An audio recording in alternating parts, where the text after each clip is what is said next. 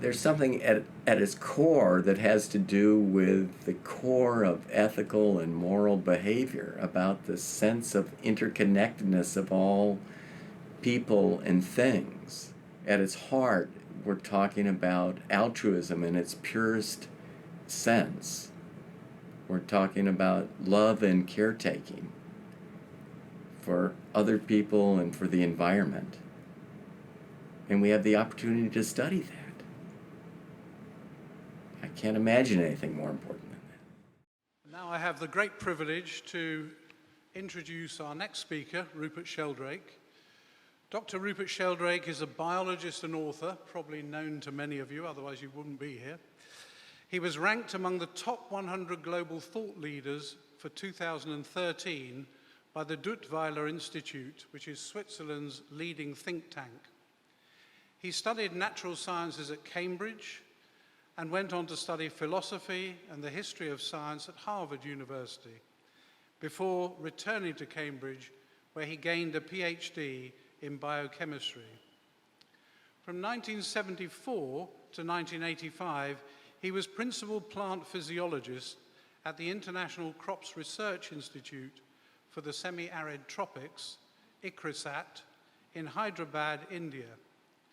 And while he was in India, he lived for a year and a half at the ashram of Father Bede Griffiths in Tamil Nadu, where he wrote his first book entitled A New Science of Life, which was published in 1981. There's also a new edition out now, I think 2009. He's perhaps best known for investigating unexplained aspects of animal behavior. For example, how pigeons find their way home, the telepathic abilities of dogs, cats, and other animals, and the apparent abilities of animals to anticipate earthquakes and tsunamis. He subsequently studied similar phenomena in people, including the sense of being stared at, telepathy, and premonitions. Although some of these areas overlap with the field of parapsychology, he approaches them as a biologist and scientist and bases his research on natural history and experiments carried out under natural conditions. And he's written several books on the subject, many of which will be on sale after the talk. His recent book, The Science Delusion, examines the 10 dogmas of modern science and shows how they can be turned into questions that open up new scientific possibilities. And his latest books, Science and Spiritual Practices, and recently published Ways to Go Beyond and Why They Work, are about ways of connecting with the more than human world through direct experience. And he's going to be talking about some of the ideas from these books tonight. Over his career, he has won numerous scholarships and awards for his work, which nevertheless is still seen as controversial by many in the so-called mainstream scientific community. He's currently a fellow of the Institute of Noetic Sciences in California, of Schumacher College in Devon, and of the Temenos Academy in London. Please give a very warm welcome to our keynote speaker, Dr. Rupert Sheldrake.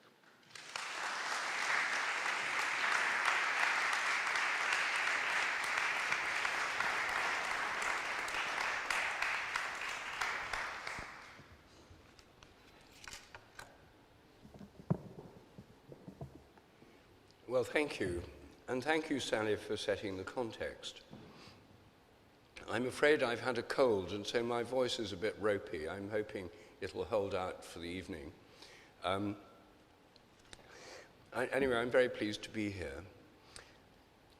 I think that we're in an extraordinarily unusual time. I suppose every time is an unusual time, but in relation to science and spiritual practices, it's particularly unusual because we're in a stage at which the pursuit of organized religion has declined to a remarkable degree.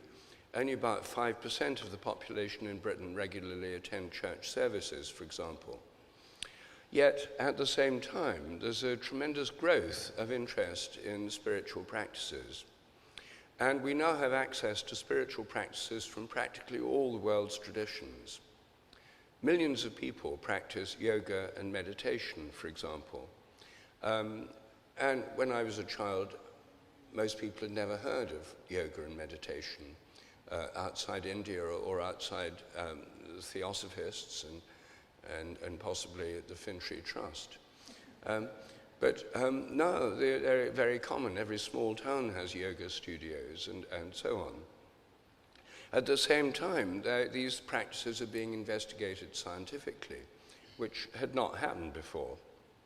And in 2001, a huge handbook was published called The Handbook of Religion and Health.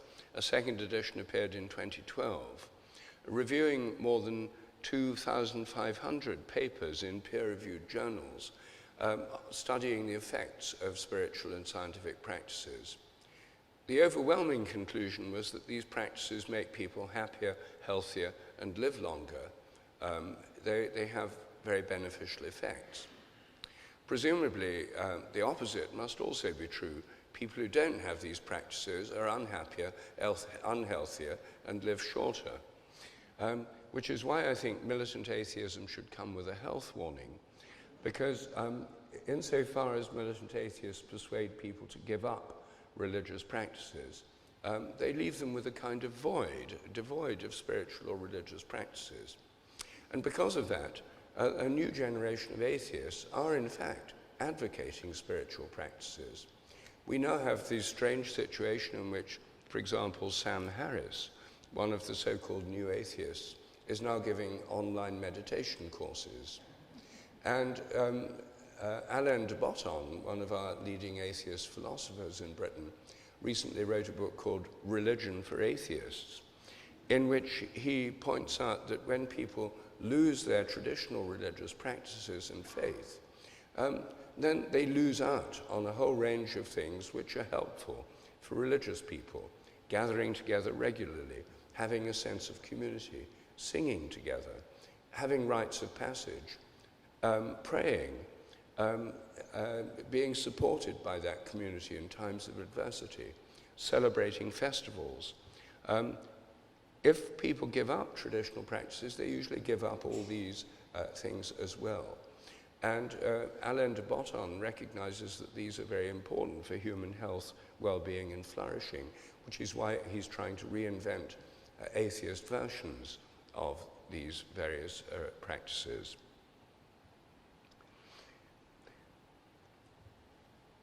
In my recent 2 books, I look at 7 different spiritual practices in each book, which have been studied scientifically and which are available to everybody, whether they're religious or not religious.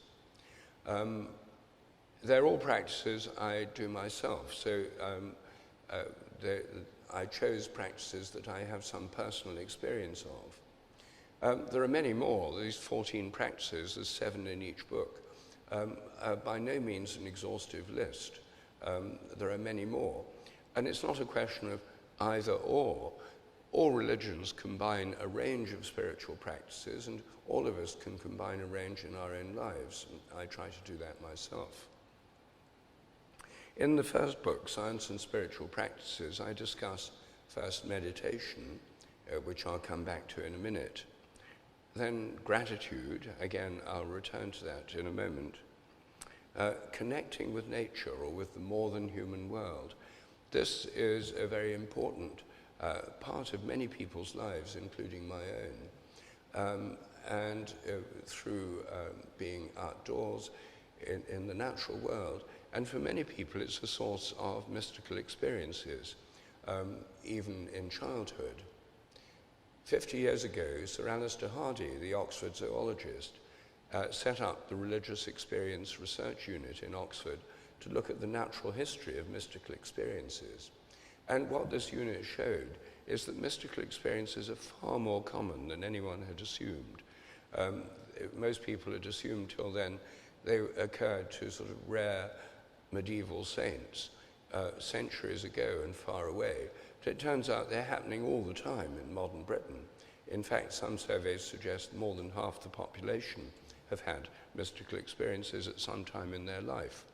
By that I mean experiences of a presence far greater than their own, a greater consciousness than their own, a greater sense of love or connection, things which give us a sense of being part of something far greater than ourselves. So many people have these in connection with nature, and many people find being in the natural world enormously regenerative. I do myself. The next practice is relating to plants, and that's really an extension of relating to nature. For me, it's a particularly important one, because a lot of my work has been with plants, my scientific work.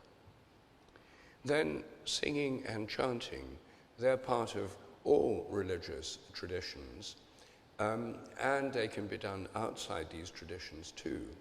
My wife, Jill Peirce, has been leading singing and chanting workshops for more than 30 years. And I've seen over and over again how people can come together, and after a couple of days chanting together, they emerge sort of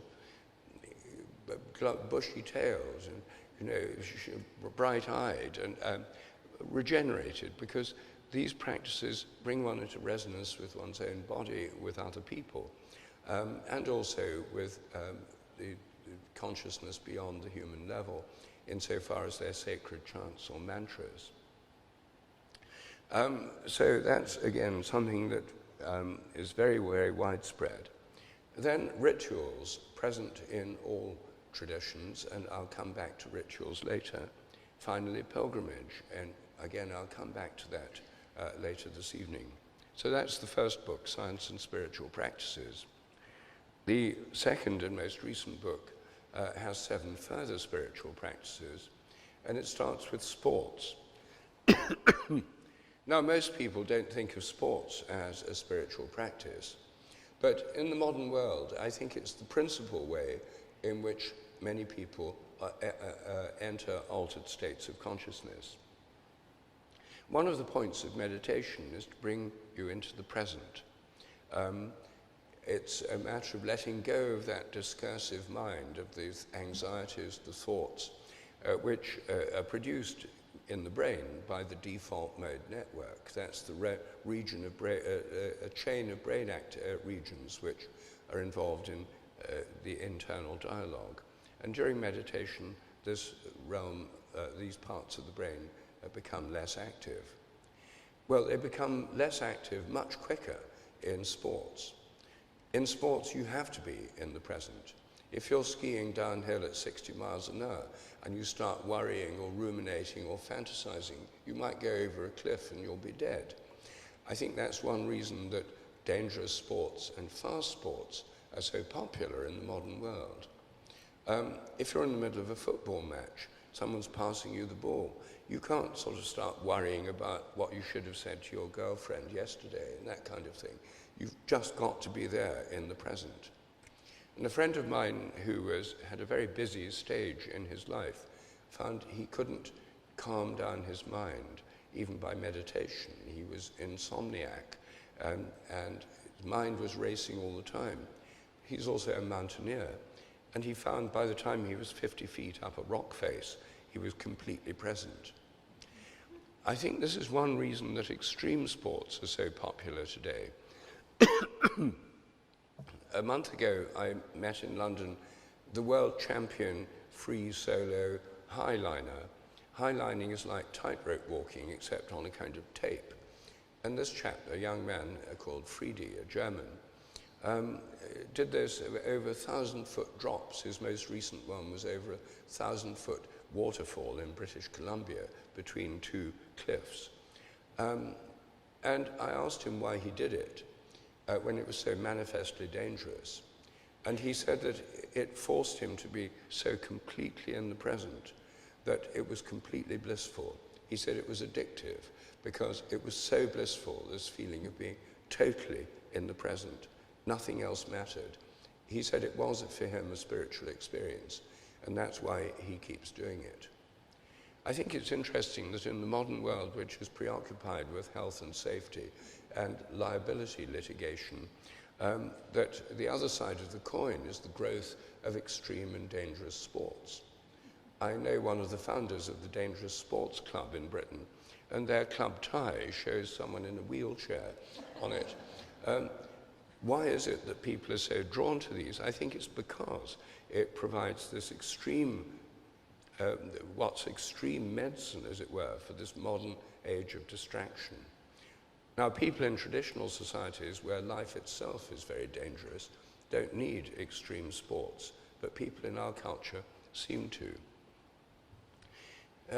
Sports also provide a way in which people go beyond themselves through team or group activity, as in football teams, or even vicariously through supporting football teams. People are taken out of themselves and put into something much bigger than themselves. The second practice I discuss in ways to go beyond and why they work is learning from animals. And again, this may seem surprising, but animals don't have internal dialogues in the same way we do. They don't spend their time worrying about tomorrow or what they should have done yesterday and so on. They can be completely in the present. If a cat's lying on your lap purring contentedly while you stroke it, it's completely in the present. And in a way, it's inviting you to be in the present too. And if a dog is eagerly putting a stick at your feet, wanting you to throw it, and it looking at you excitedly, it's completely immersed in this present moment. And you can become so too. I think this is one reason so many people keep pets. They're inconvenient, they're expensive. Dogs, it's very annoying to have to pick up dog poo in little plastic bags. Vet bills are excessive. Lots and lots of they tie you down when you want to go away from home. Lots of reasons why pets are inconvenient. But I think many people have them because they bring us into the present. And there are many studies which show that people who keep pets often recover better from illnesses, diseases, suffer less from loneliness. In fact, they have healing benefits for many people. The third practice I discuss is fasting. All religions have appeared to a change in consciousness, usually a greater clarity of mind, which is why many religions advocate it. It facilitates prayer and meditation. So fasting is a spiritual practice that anyone can do. You can do it.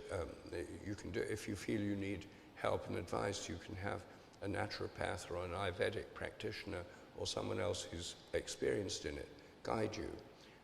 But if you feel reasonably healthy, you can do it at home, and it's free. It's not only free; it actually saves money.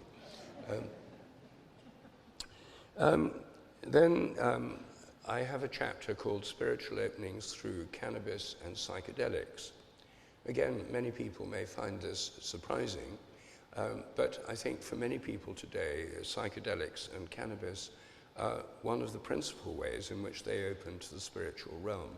Again, I shall come back to that later and discuss that in more detail. Then I discuss prayer, petitionary prayer.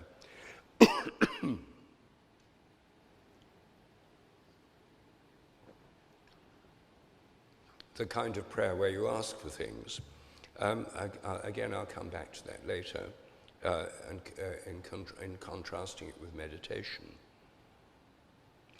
I then discuss holy days and festivals, which are a very important part of all religious and indeed secular collective traditions. Holy days are holidays. I mean, it's the same word. And they're days when people stop working and can celebrate and be together. In the Judeo-Christian tradition, it's extremely important through the Sabbath. One of the 10 Commandments is about observing the Sabbath. Not working, not making your servants work, not making animals work, having a day which is free for worshipping God, celebrating with your family, making love, having fun. The Sabbath is a time to be free and together. And the Christians changed this to Sundays, Muslims to Fridays, but the basic principle is similar. But the trouble is, in the modern world, this very fundamental principle of a seven-day cycle is being lost for many people through the 24/7 culture. Now many people have no relief on Sundays. It's just a day for more commercial activities, more Facebook, more shopping online. Even Amazon now delivers on Sundays. Shops are open. It's a 24/7 culture. And this is very destructive of people's health and well-being. Scientific studies have now shown that people do much better if they have one day off. And these scientific studies are now recommending a 24/6 culture instead. And so the Sabbath is being reinvented on a scientific basis.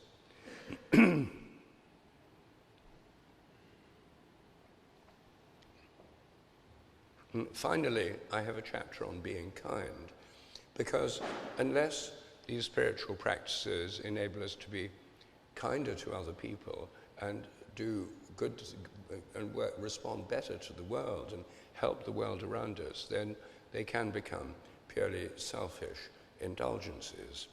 So I think it's very important for this broader context.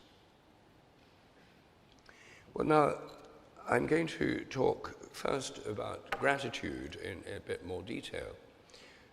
Gratitude is present in all religious practices. Giving thanks is a very important part of all religions.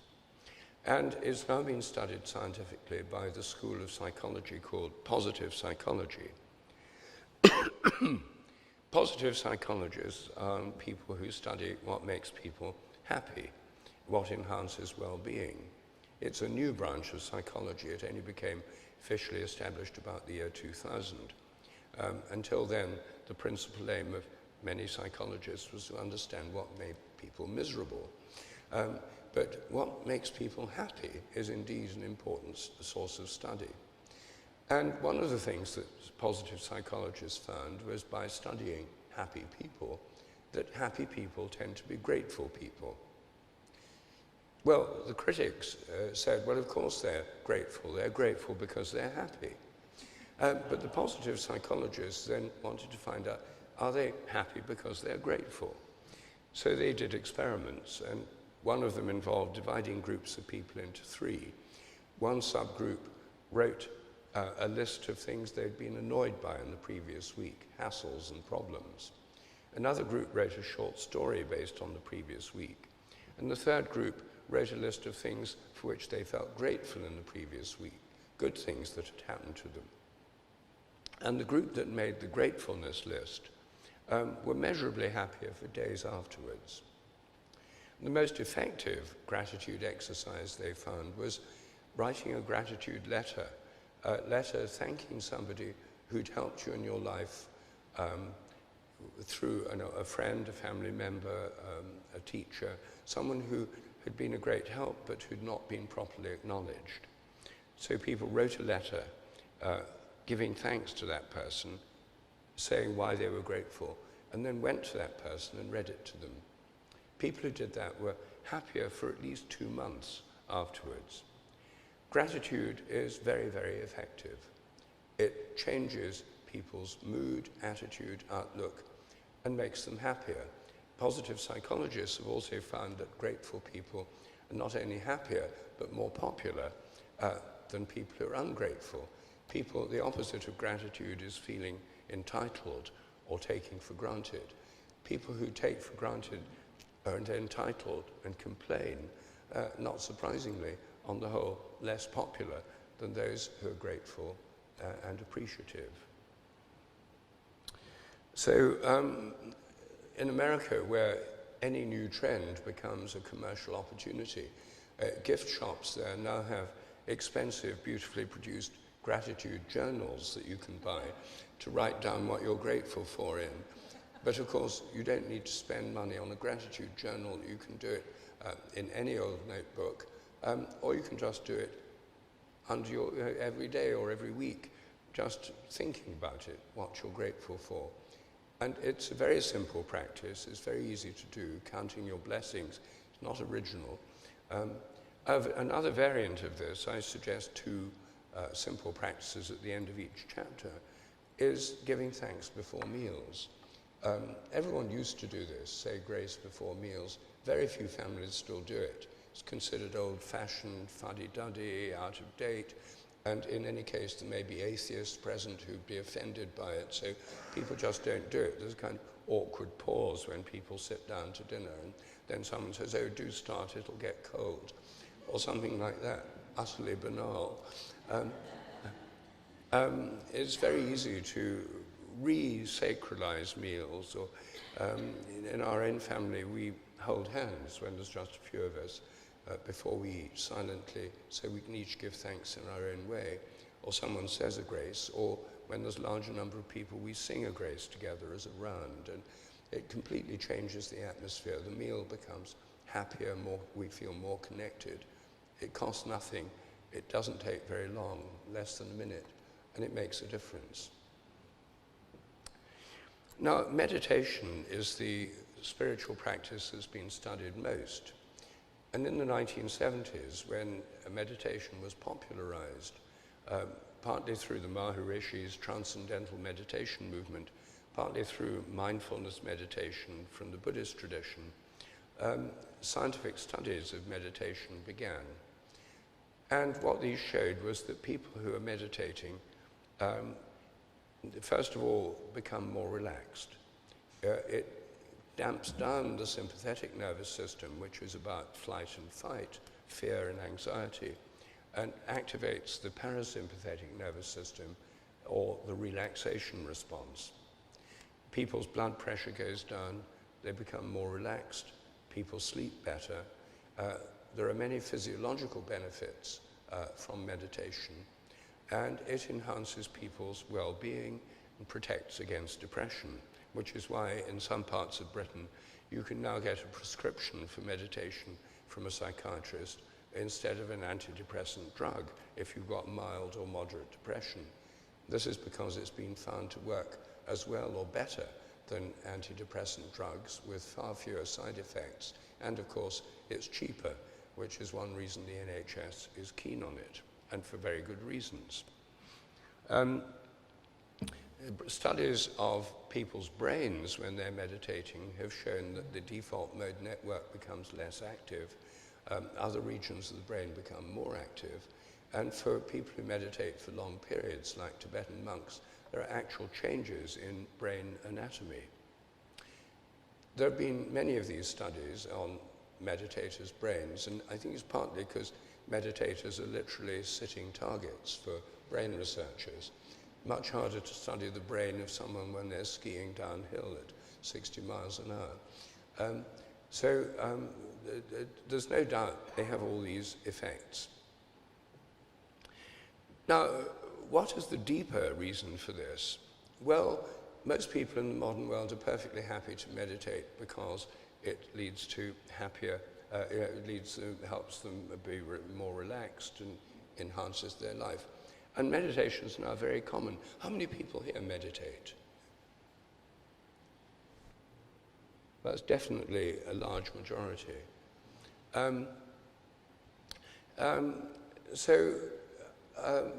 The reasons for it, though, in the Hindu and Buddhist traditions, and in the Sufi tradition, where there's also meditation, and in the Christian tradition, where contemplative prayer has been carried out in monasteries and convents for at least 1,500 years, and in the Eastern Orthodox Church, where The Way of the Pilgrim is a famous book which describes the Jesus prayer, which is a common meditative mantric practice in Eastern Orthodoxy.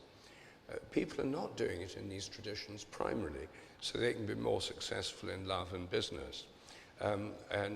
They're doing it because they see meditation as a way of getting to the very ground of consciousness itself.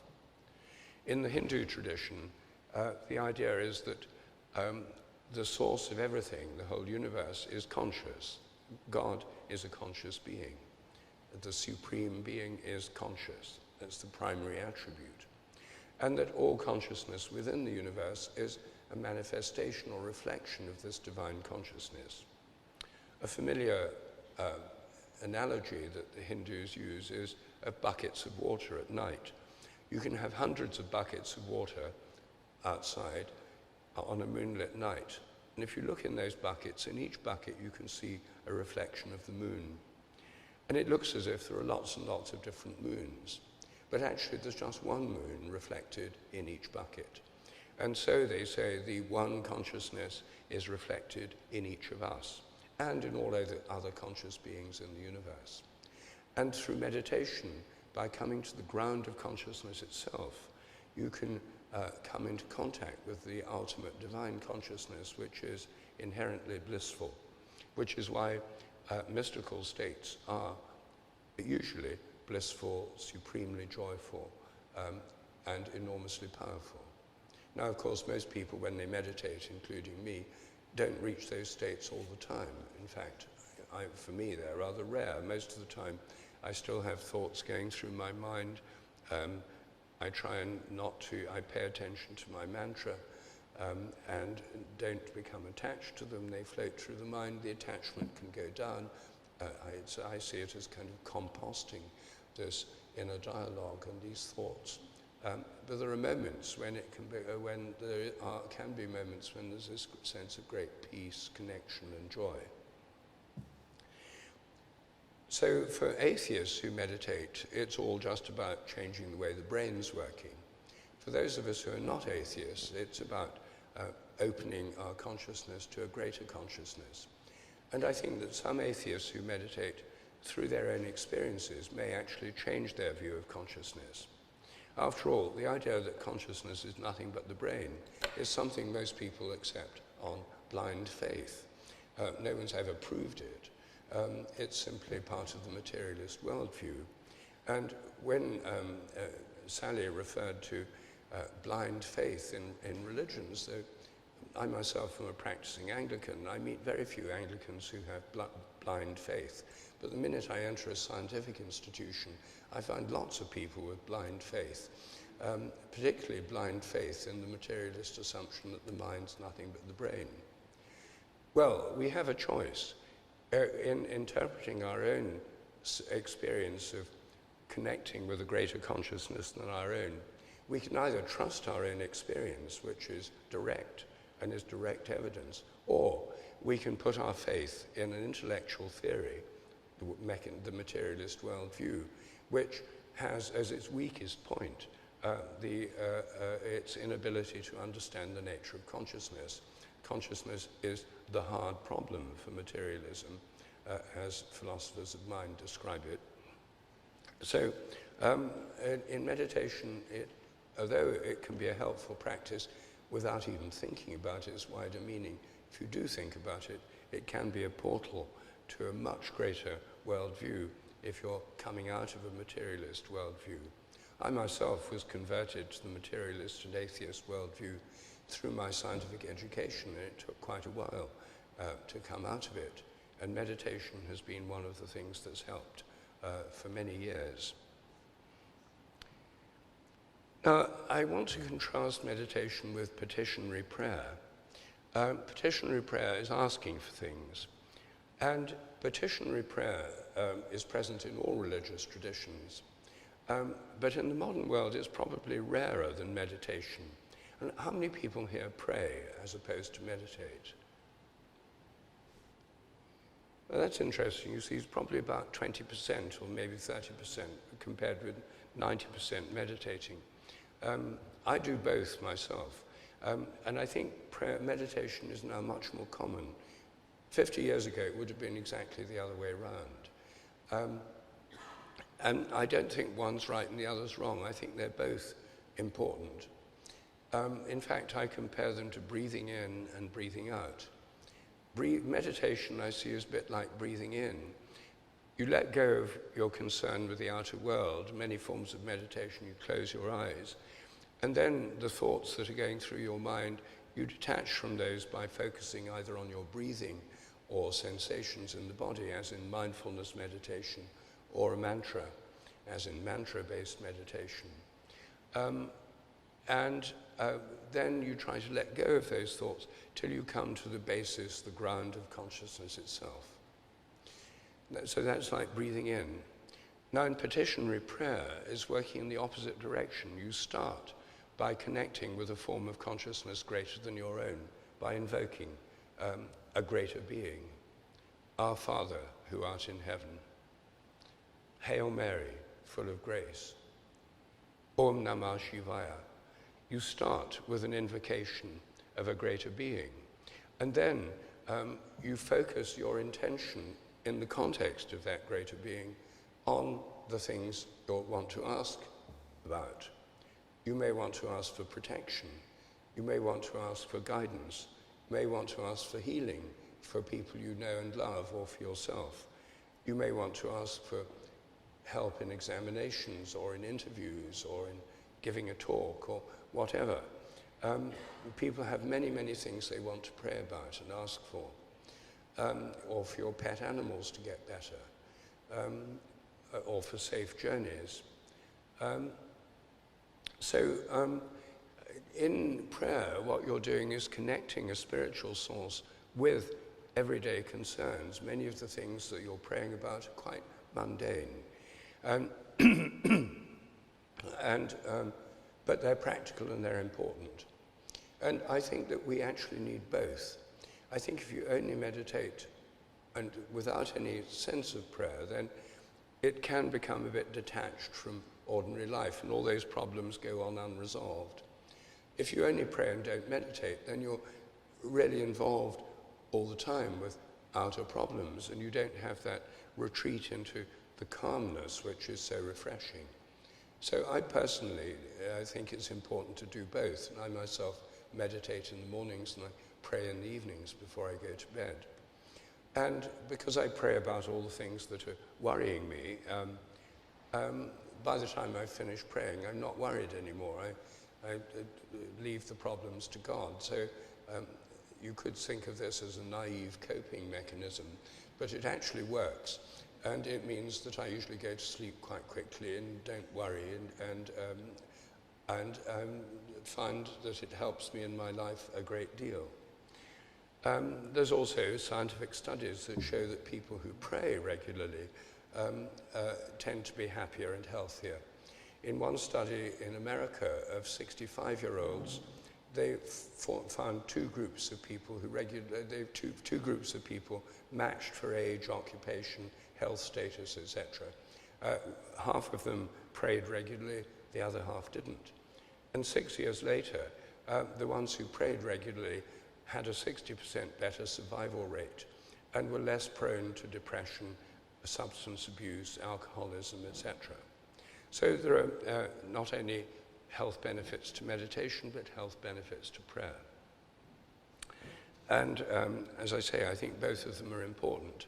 And if you're religious, then you have a chance to pray with other people in churches or synagogues or mosques or temples.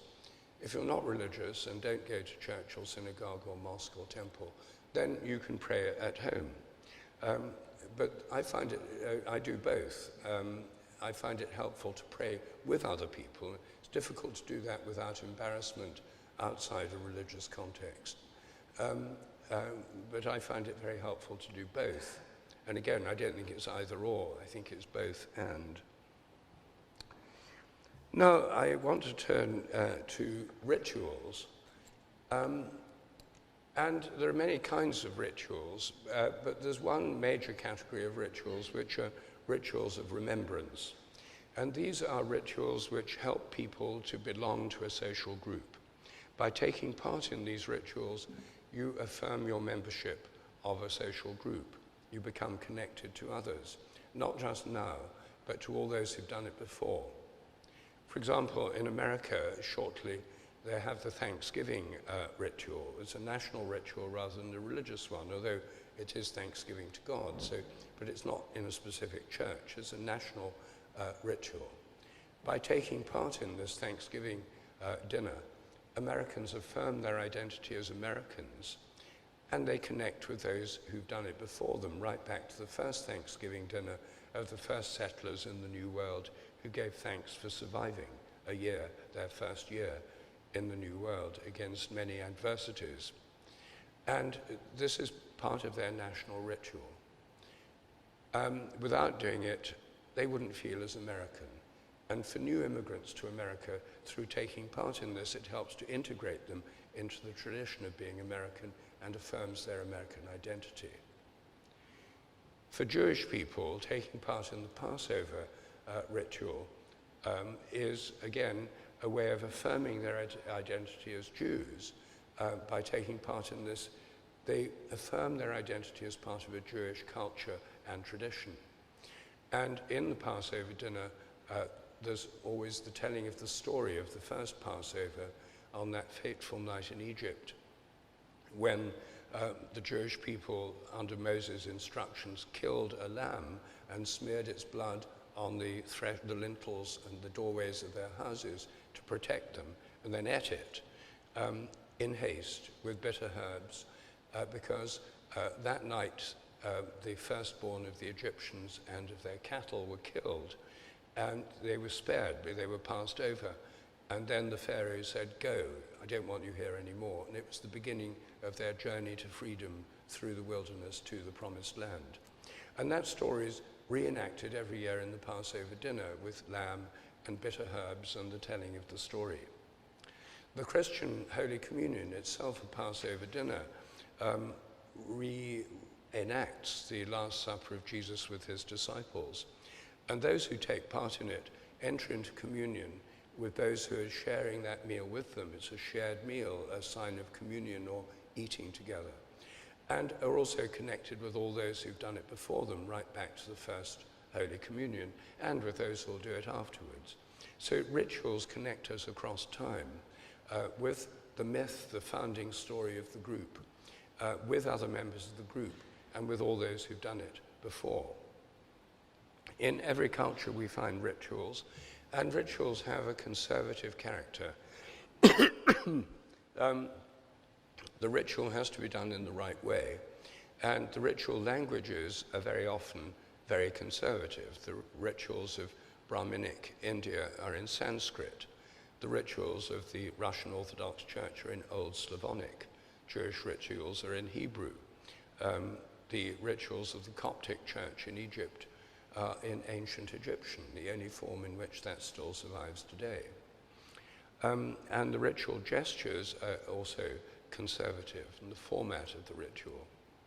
Why should this be so? Well, I think there's a scientific basis for this. This is in my own hypothesis of morphic resonance. I don't have time this evening to go into the nature of this hypothesis. I'll just very briefly summarize it. I know it's provocative and so on, and if you're not familiar with it, it's going far too fast. But for those who aren't familiar, I just want to give a flavor. It's basically the idea there's a memory in nature. Nature is governed by habits, which build up as the cosmos evolves. The conventional scientific theory is that all the so-called laws of nature were there at the very moment of the Big Bang, like a kind of cosmic Napoleonic code, and they've never changed since then. What I'm suggesting is that they actually evolve along with nature, and the word law is intensely anthropocentric. Only humans have laws. Modern science is deeply anthropocentric, obsessed with human metaphors, laws and machines. Only humans make machines. Habit is a much more general metaphor. Lots of creatures have habits, not just us. And so I think there's a kind of memory in nature. Each species has a kind of collective memory, a bit like Jung's idea of the collective unconscious. And when Sally reminded us about Jungian archetypes, I would see those as examples of this collective memory in our collective unconscious. So the process by which this memory works is, according to my own hypothesis, called morphic resonance. Morphic means shape or form. Resonance means an automatic connection with similar patterns of vibratory activity. So anything similar in the present will resonate with previous similar things in the past. So a baby giraffe, as it grows up, will resonate with previous giraffes. When it's an embryo, it resonates with the form of previous giraffes and takes up its shape, its form, and then later it takes up the instincts of giraffes by a kind of collective memory. The genes enable it to make the right proteins, but they don't explain its form or behavior. This is obviously a controversial theory, but it sheds a lot of light on rituals, because by doing rituals as similarly as possible to the way they'd been done before, then I think the people who are doing them come into morphic resonance with those who've done them before, and there's literally a presence of the past through the ritual, which is just what people think they're doing when they're carrying out rituals. And so I think this makes very good sense in the light of morphic resonance.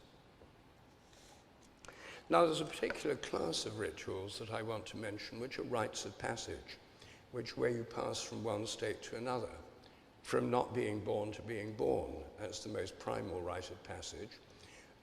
From being single to getting married. From being alive to being dead. These are the most fundamental rites of passage, and since we're in a cemetery chapel, which is also used for weddings, it seems appropriate to reflect on them right here. There are also rites of passage about passing from adolescence to adulthood. And in many cultures, these are associated with the imagery of death and rebirth. You die to your old social role, you're born in a new form. Many rites of passage have this format, dying to your old self, going through a liminal region, a region of transition and a danger, and then coming to a new integration in your new social role. Well, in things like North American vision quests and in trials by ordeal in Africa and elsewhere, it's not just an imagery of near-death experiences. People do go very close to death. Some people actually die during rites of passage. So they are about near-death experiences.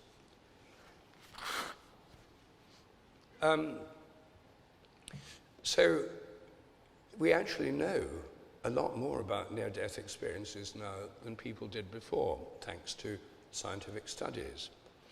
Near-death experiences are much more common than they ever were before, thanks to modern medicine. Many people who would have died of coronary failure or of accidents don't die now. They're resuscitated thanks to modern medicine, accident and emergency rooms, and coronary resuscitation. And many people who've been resuscitated say they've had near-death experiences.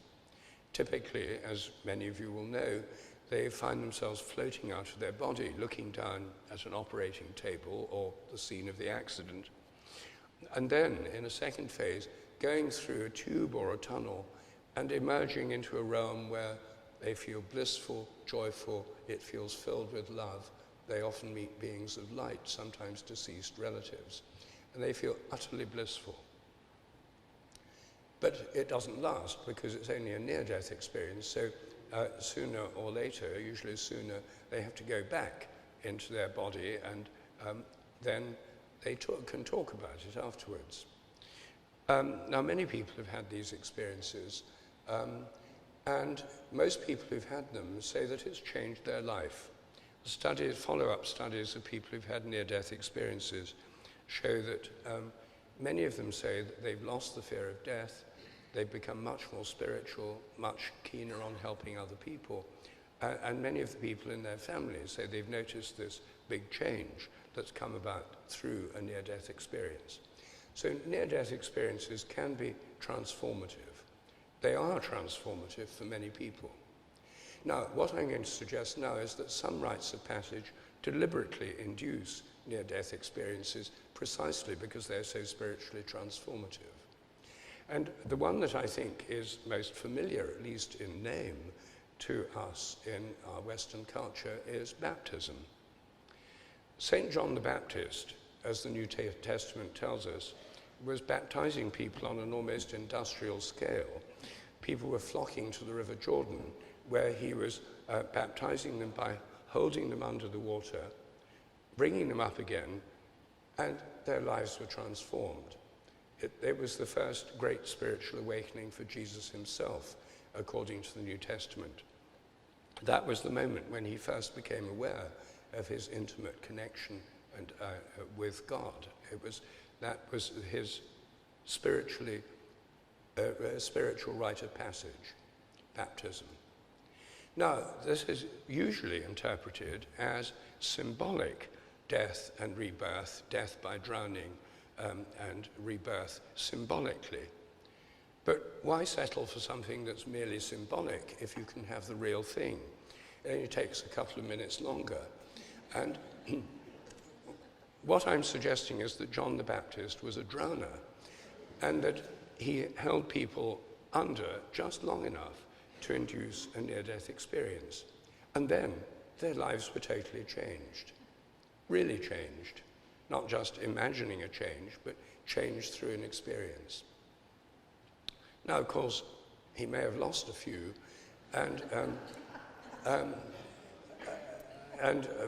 but by the time Jesus came along, he was very experienced and really knew what he was doing. But that was before liability litigation. And so I think that when we see it in the light of a near-death experience that was induced, deliberately induced as a rite of passage, it makes complete sense. Within a few generations, the early Christians had stopped this form of baptism. They went in for infant baptism and sprinkling water on babies, or in the Orthodox Church, immersing the baby, but very briefly. So this was lost, this particular rite of passage. But in the ferment of religious fervor in the Reformation, one group of people, the Anabaptists, reinstituted this. They read the New Testament, they saw that this was something that had been done, and they wanted to do it again. And they started baptizing by total immersion. And the Anabaptists were unique among Christian groups at the Reformation, and that they went around, most members of their group had undergone a personal transformation, a deep mystical experience. What they said was that they died, they'd seen the light, and they'd been born again. I think they really had. And I think for them this was a really powerful experience. It didn't go down well with Orthodox churches, either Protestant or Catholic, and they were persecuted all over Europe, which is why, as soon as they could and the opportunity arose, many of them emigrated to America, where they founded the Baptist churches that still exist there, including the Mennonites and the Amish. And these are the groups of Christians which still to this day talk about dying and being born again and seeing the light. You very rarely hear Anglicans or Catholics talking like that, but Baptists talk like that all the time, because for them, this conversion experience as a rite of passage is a living tradition. How many today still go to the point of nearly dying in baptism? I don't know. It would be a very interesting study. I rather suspect that health and safety regulations, fear of litigation, etc., probably greatly diluted this. But I think that the history of Anabaptists and Baptists in the past suggests this was something that really was going on.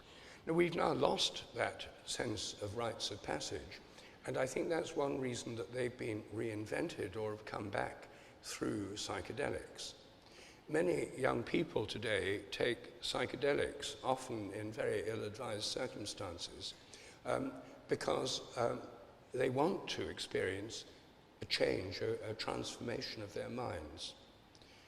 When I was at Cambridge, I was a don at Cambridge in 1970, I first took LSD. At that time I was an atheist and a materialist. And I had an experience which was completely mind-blowing. It totally expanded my mind, and nothing in my scientific education had prepared me for this. And it made me think about the nature of consciousness as never before. And it's one reason I took up transcendental meditation. I wanted to explore consciousness without the need for drugs. I had a kind of near-death experience. I felt I was dying. Then I felt myself coming up through water, breaking out of the surface. Everything was blissful, joyful, beautiful, serene, unbelievably wonderful.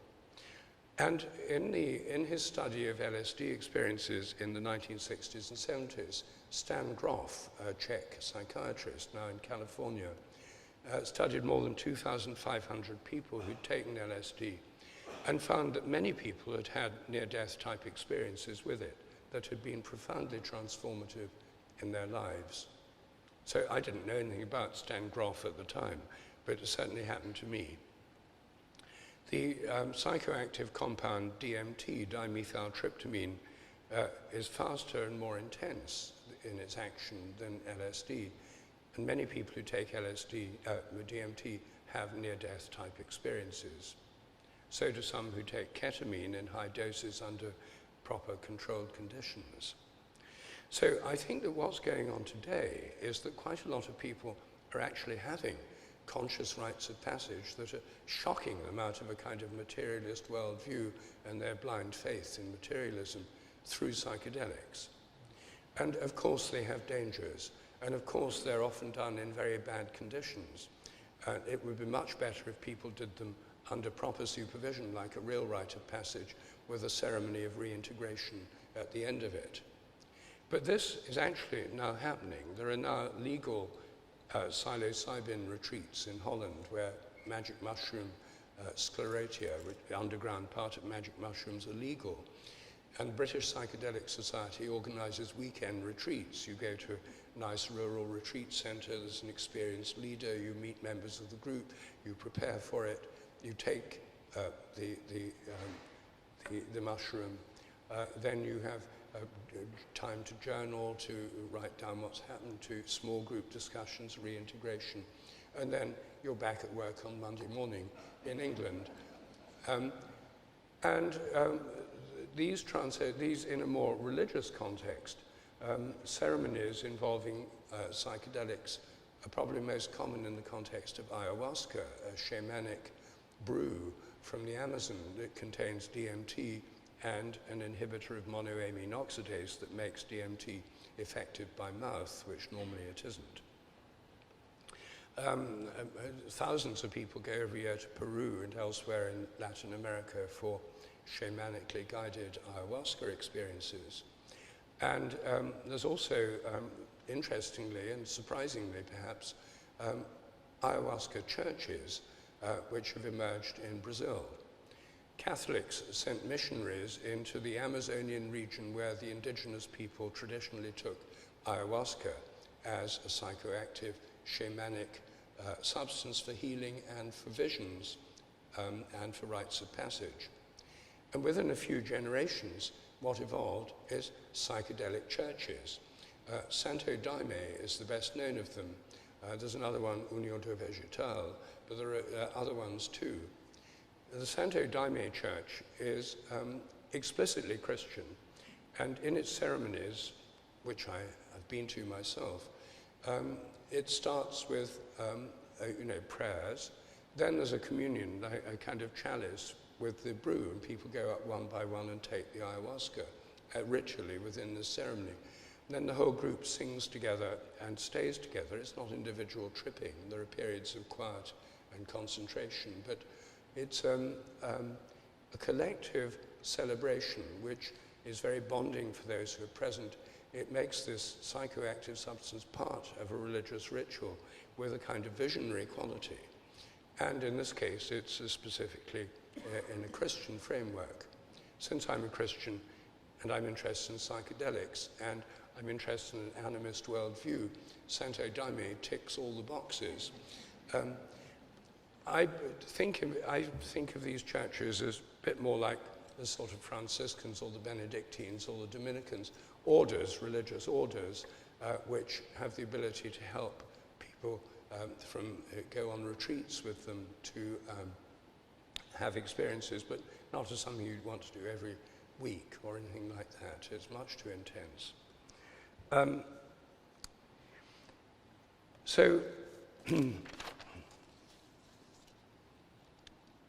Finally, I just want to mention pilgrimage as a spiritual practice.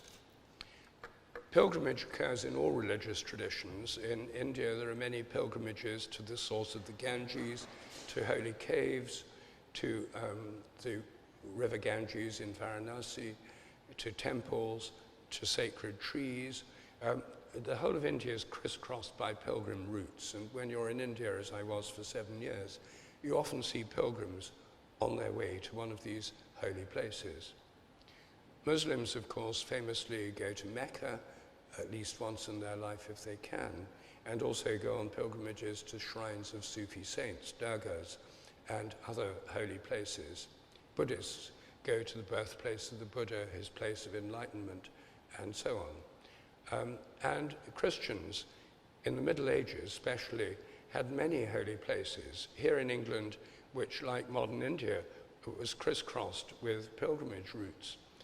The most important was at Canterbury, the shrine of St. Thomas Becket. And Chaucer's famous book, The Canterbury Tales, written around 1390, is about pilgrims telling stories to each other on the way to Canterbury. Our Lady of Walsingham, the shrine in Norfolk of the Black Madonna, was another of the great centres in Britain. And there were many other holy places that were centres of pilgrimage as well. But all this came to an end in 1538, when the government of Henry VIII, as it reformed, broke away from Rome, abolished pilgrimage. Thomas Cromwell issued an injunction against pilgrimage, making it illegal. The shrines were desecrated. The monasteries that provided the infrastructure for pilgrims, places to sleep and get food, were dissolved or privatized. Pilgrimage was stamped out in Britain, as it was in other Protestant countries, in North Germany, in Scandinavia, and elsewhere. I think the result was that it left a great void in the soul of the English, and I think that's why within a few generations the English invented tourism. I think tourism is best seen as a form of secularized pilgrimage. Tourists still go to the great temples and holy places, the temples of Egypt, the temples of India, the great cathedrals of England and of Europe. They still go to these great holy places, the ancient temples of Stonehenge and Avebury. But when they get to these temples, to these holy places, they can't say a prayer or kneel down or ask for blessings or inspiration, because they're tourists, they're secular, they're modern secular people. They have to pretend that they're primarily there out of an interest in art history. And most of them, of course, are not, but they have to pretend they are. And they can't take anything away from, they can't take a blessing from the place, and they can't share it with people back home if they don't receive it in the first place, or they can take photographs or buy souvenirs. So I think tourism is actually a form of frustrated pilgrimage. And I think one of the simplest paradigm shifts for the modern world is to stop being a tourist and become a pilgrim again. That means going to a holy place with an intention, something you want to pray for or give thanks for, or ask for inspiration.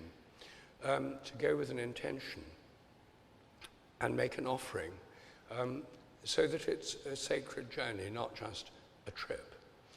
And it's a very fascinating feature of modern Europe that pilgrimage is undergoing an astonishing revival at the moment.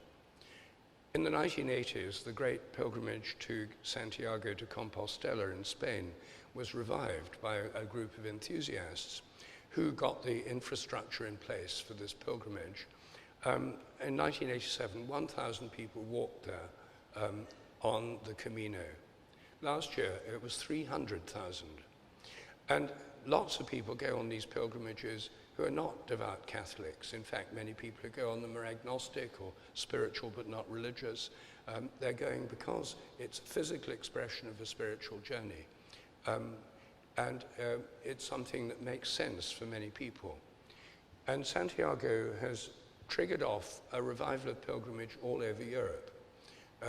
In Scandinavia, the great pilgrimage from Oslo to Trondheim, the shrine of St. Olaf in Trondheim Cathedral, has been reopened over the mountains, and many people are now walking that from all over Scandinavia. Here in Britain, the British Pilgrimage Trust, of which I'm a patron, is reopening the ancient footpath route to Canterbury from Winchester or Southampton, the old way, 19 days, and getting in place at the moment the infrastructure, so there are places to sleep at night, preferably low-cost places. Many medieval churches along the route have already agreed that pilgrims can sleep there in these medieval churches. They're called sanctuary churches. You have to take your own sleeping bag and pad, of course, but it's a very, very much cheaper option than Airbnb or a local inn. Less comfortable, of course, but it is a pilgrimage. Also, just last week, the British Pilgrimage Trust released details on the British Pilgrimage website, britishpilgrimage.org, of one-day pilgrimage routes to all the cathedrals in Britain.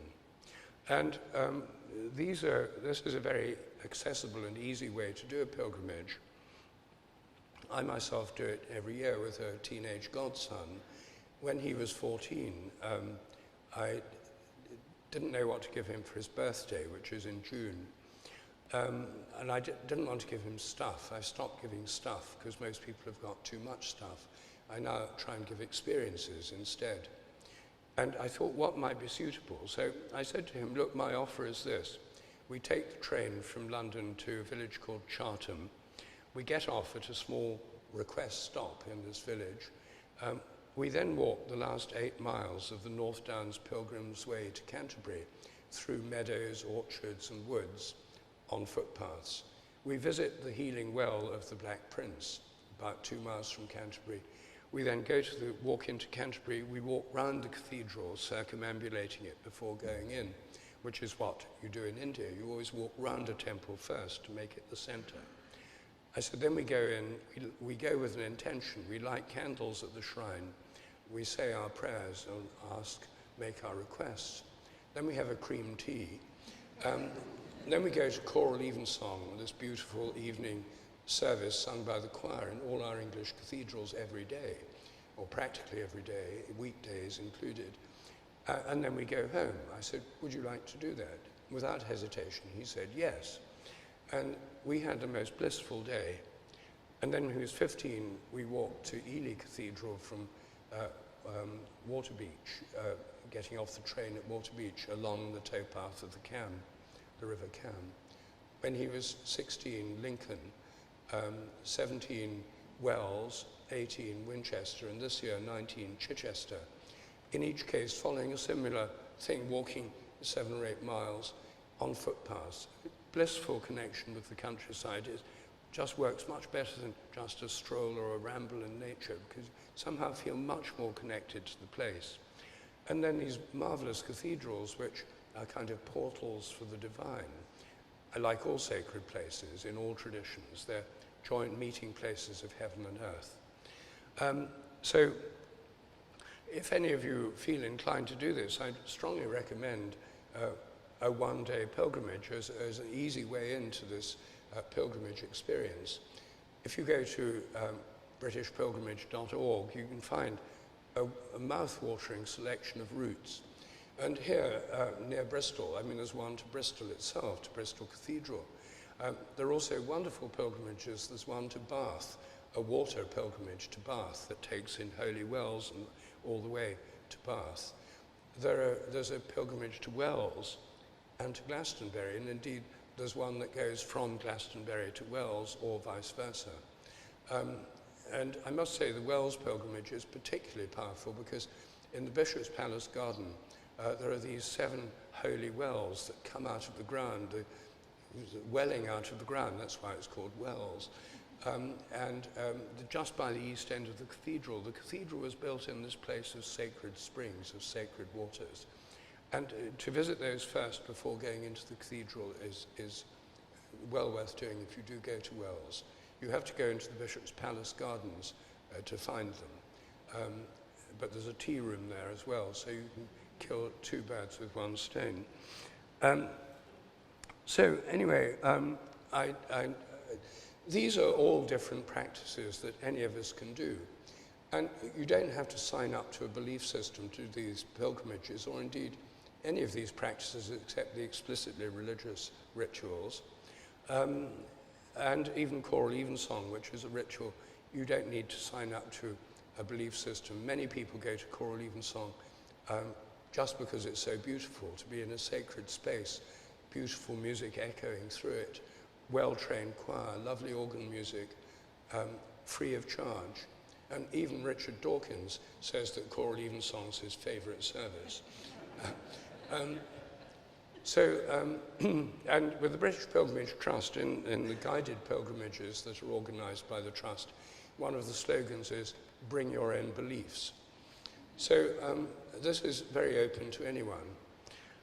So I think I've said enough to give a sense that there's a tremendous range of spiritual practices, and because these scientific studies have shown, illuminated them and shown their benefits on the whole, and also more about how they're actually working physiologically.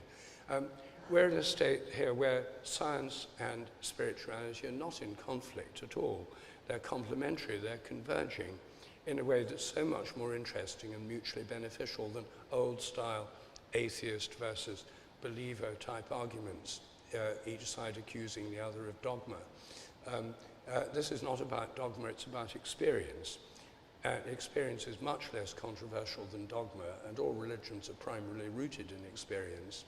I mean, Jesus didn't get to where he was by doing a PhD, nor did the Buddha. These are about, they're rooted in experience. And I think we're at the beginning of a whole new phase of spiritual evolution right now, precisely because of the accessibility of so many spiritual practices and the scientific study of them, and this convergence of science and spirituality that's going on around us. It's quite recent, but it's gathering pace all the time. So that was the message I wanted to bring to you this evening. Thank you.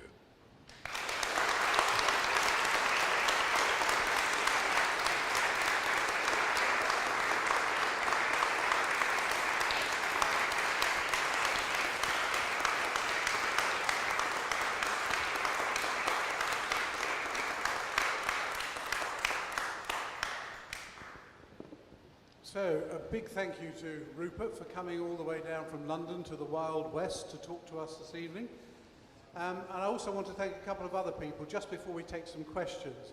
I want to thank David Glowacki, who we were struggling to find somewhere that would actually host Rupert, because neither the scientific community nor the religious community were terribly keen on him. So we got several rejections saying, oh no, he's not Christian enough, oh, he's not scientific enough. But luckily, David Glowacki suggested that we try the Arnus Vale, so here we are. So thank you for that suggestion, David.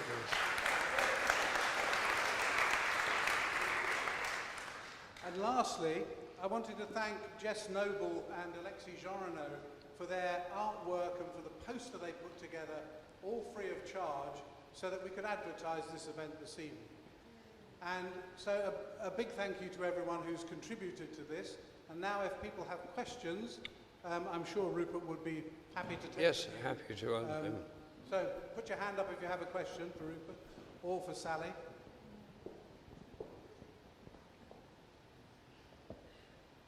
Can you say your name perhaps and then what the question is? So my name's Jeff Webb, and the question is, well, first of all, thank you very much, Rupert, for your dazzling talk.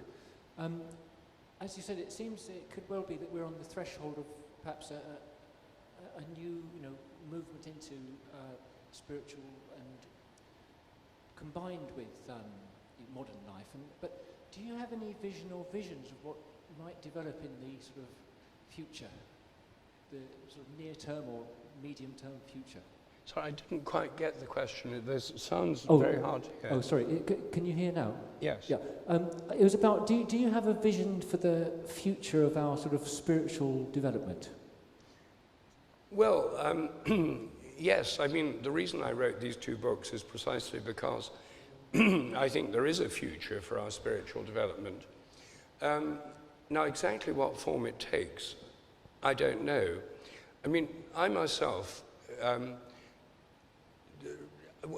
well, let's say we start from a position where a lot of people are not religious, but there is this great interest in spirituality. So I think the question, I think there's no doubt that we'll see an evolution of spiritual interests of every kind. But I think one of the questions is to what degree they'll be expressed collectively or whether they're just individual.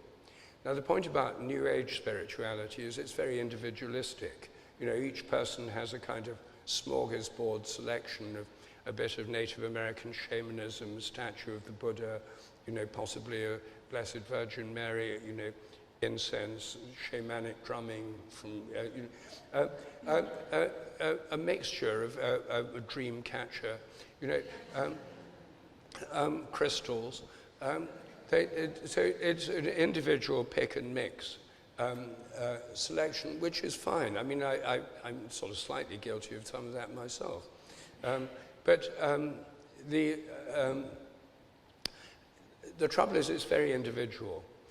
And obviously many practices are individual. Meditation you do on your own primarily. I find connecting with nature is much better on my own. If I'm with someone else and we start chatting, the whole natural environment sort of fades into the background. It's much more present if I'm there on my own in the natural world. So some of them are best done on one's own, but others are best done collectively. Singing and chanting together is best done in groups. The celebration of festivals and holy days is best done in groups. Prayer can be very powerful when done in groups. And so then that means either relating to existing religious traditions or inventing new ones. And there is an attempt. Alain de Botton is trying to create an atheist church. And the Sunday Assembly is an atheist church who now has about 70 branches in Britain, of people who don't want God but do want to sing together and tell uplifting stories and have a sense of community. So there's various ways in which it can be done. I mean, I myself, having been through an atheist phase, a Hindu phase, a Sufi phase, while I was living in India, found myself drawn back to a Christian path, to my surprise, and to everyone else's surprise, because I find it very helpful to relate to my own ancestral tradition and to the holy places of England, which are primarily Christian, and many of them are built on pre-Christian holy places. But I feel the connection with the holiness of the place more strongly in, say, in cathedrals built on pre-Christian holy places than on purely pre-Christian holy places that are looked after by English heritage and, you know, like Stonehenge, where it's primarily a tourist site and there isn't a kind of living tradition of ritual, prayer, chanting, and so on. The Druids thought that England should be enchanted through the perpetual choirs. There should be choirs chanting every day to keep our land enchanted. And actually it is enchanted through the perpetual choirs of choral evensong in all our cathedrals. So I think even if one's been put off the Christian tradition irreversibly, or if one comes from other traditions, I myself think it's important to come to terms with one's own tradition, even if one doesn't become part of it again, because otherwise there's a kind of break with ancestors, break with tradition, which, if not healed, is not necessarily very good for us. It's better to heal it. And I myself think that people who come from Jewish backgrounds would do best to connect with the deeper and more spiritual aspects of Judaism, from Muslim backgrounds with the sort of Sufi mystical tradition. The Hindu tradition's got plenty of mystical strands, and in the Christian tradition, reconnecting with the, the Christian mystical tradition and the mystical theology of the pre-modern era, which is much closer to a sense of living nature and is very integrative philosophy. That's my own view. And it may be that there'll be other ways of integrating all these things. Pilgrimage is one good way of doing it, actually, because it connects to holy places, it connects to nature. And some pilgrimages, for example, in Leicester, to Leicester Cathedral, also include Hindu temples and mosques. So they can also be integrative of different religious traditions on the same pilgrimage.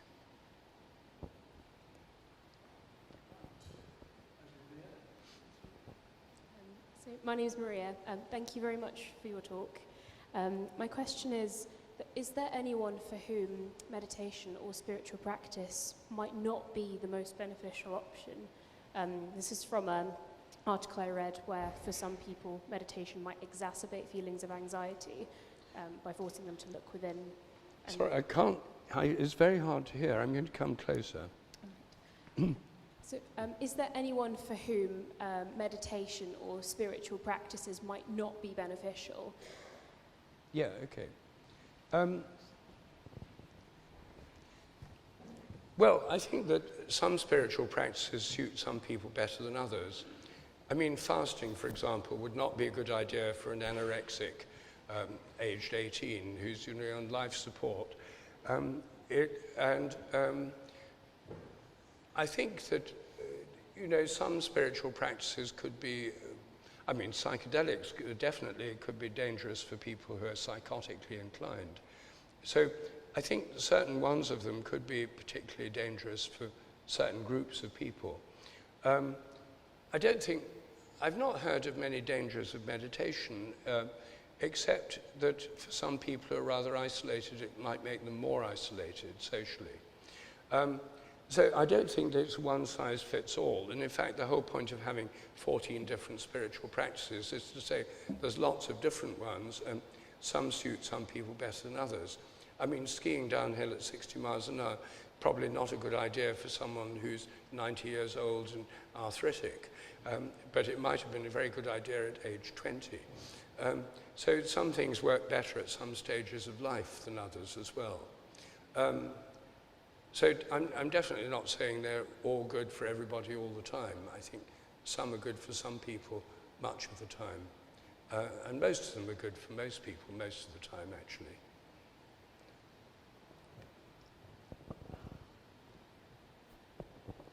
Hi, my name is George. Thank you for a really interesting speech. Another question about the future. I'll pause. Can you hear me? Another question about the future, and it seems, there's a self-selected audience here that are susceptible and open to these ideas. Yeah. And it does seem the momentum is in our favor of higher consciousness.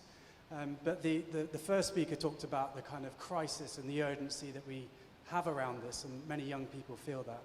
So I was wondering if you could speak a bit about how we could accelerate that increasing of consciousness. And in particular, is there a language that we can use that can touch the masses rather than just people who are already inclined to believe in this sort of stuff? Yes. Well, I think that's a very important question. I think there are certain things about existing traditions that do touch lots of people.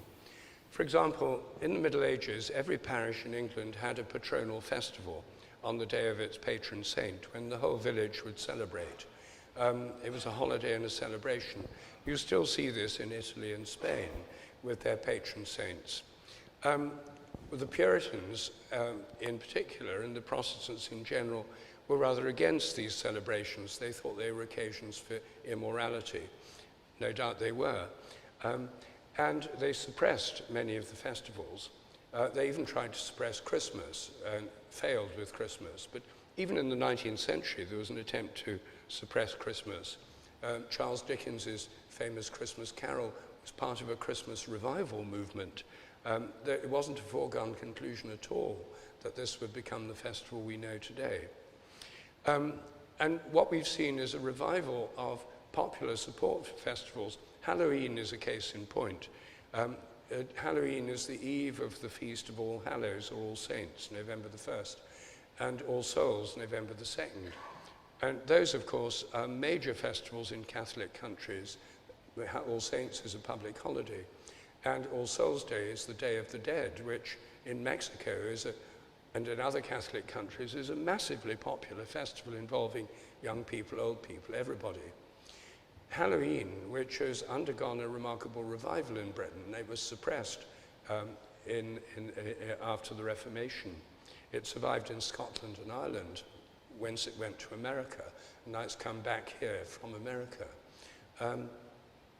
Halloween is now a popular children's festival, but it's the eve of the Festival of the Dead, which the festival itself has been hollowed out. And I think one way is to recover a sense of these festivals. the importance of the Day of the Dead is to remember our ancestors, remember those who've gone before, and celebrate the memory of them.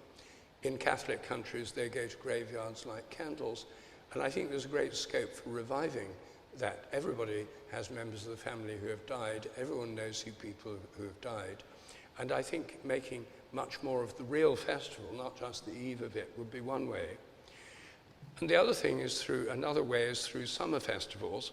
And if you take the Glastonbury Festival, for example, what's happened is that after these great festivals are suppressed in the Reformation and by the Puritans, we've now had a huge resurgence of popular festivals which appeal primarily to younger people.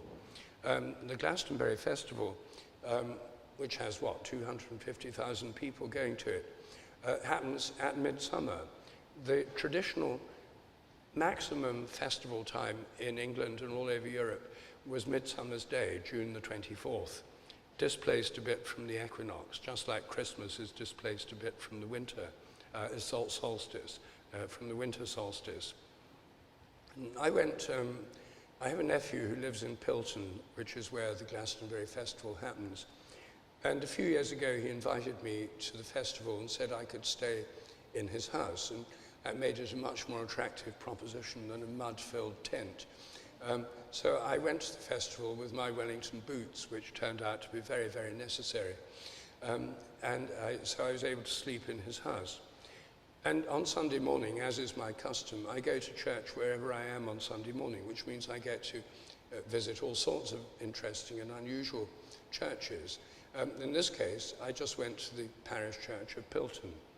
And it was it was June the 24th. It was the feast of St. John the Baptist. The Glastonbury Festival was in full swing.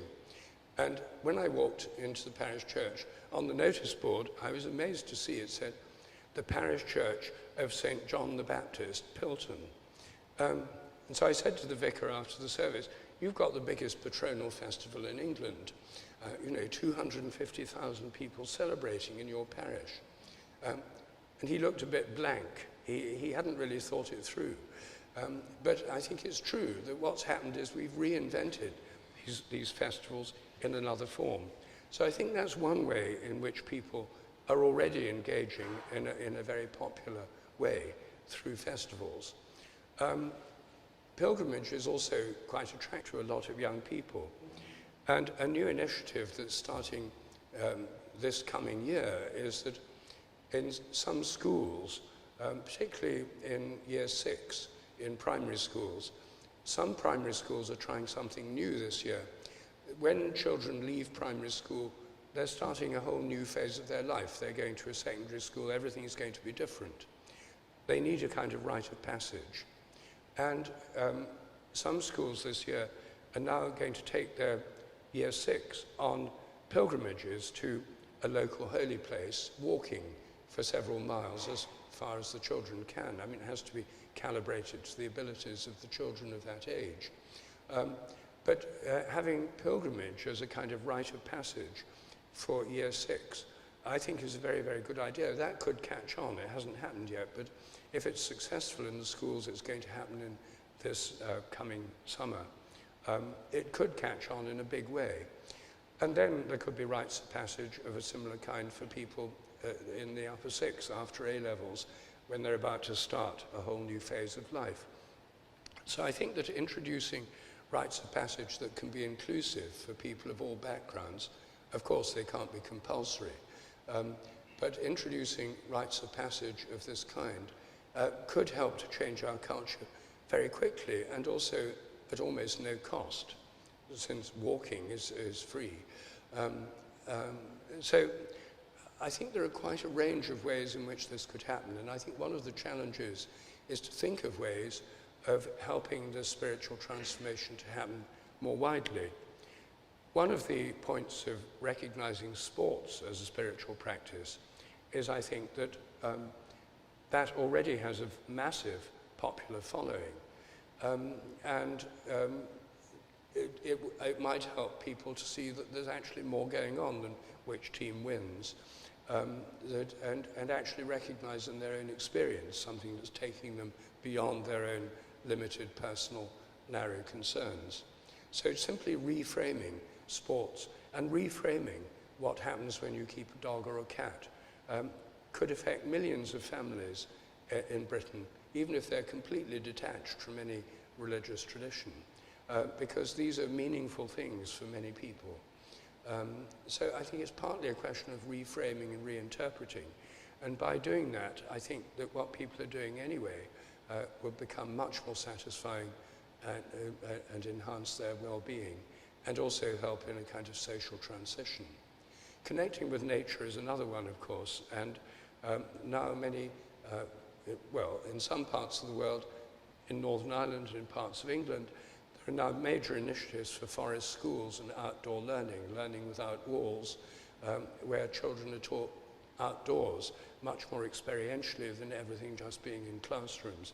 And again, that could help to reconnect with the natural world, which many children are very detached from because they spend most of their time on screens.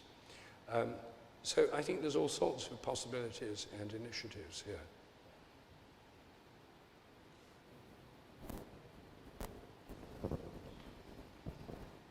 Hi, my name's Aria. Thank you so much. So my question is another futuristic question, just to keep it on the vein, is how do you see the future interface, fusion or possible collision of, you talk about the morphic resonance and how I've always seen it that we have a native Wi-Fi, which is a morphogenetic field that, as you say, animals have and ourselves through our inner compass have navigated. This is a part of our intuition. Yeah. And now that obviously we're progressively moving into a more kind of, maybe I won't go into transhumanism, but into a field of, you know, high-paced Wi-Fi, which for me, you know, many contend, including myself, could and does interfere with our native Wi-Fi. And I personally, even though this, you know, high-speed train of technology, you know, is pushing us in that direction, I'm extremely concerned being, you know, knowing I'm quite sensitive to it, although it doesn't really affect my biological, you know, health. But I know many hypersensitive people, and so, you know, as a spiritual practitioner, as a magician myself, I'm also really wondering, you know, how much that's going to affect our native electromagnetic field, our native Wi-Fi, and potentially our soul sovereign potentiality, our cities, however one you can call it. Yeah. Yes.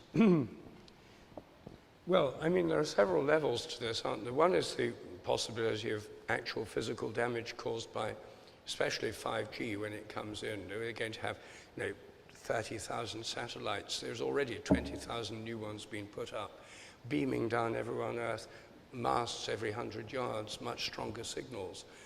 What will this do to people? And mobile phones beaming things into your brain. I mean, or men carrying them in their pockets, and with a rise in infertility. I mean, personally, I don't have a mobile phone. I just don't want to be irradiated all the time. And I also don't want people to ring me up all the time, so it's partly selfish.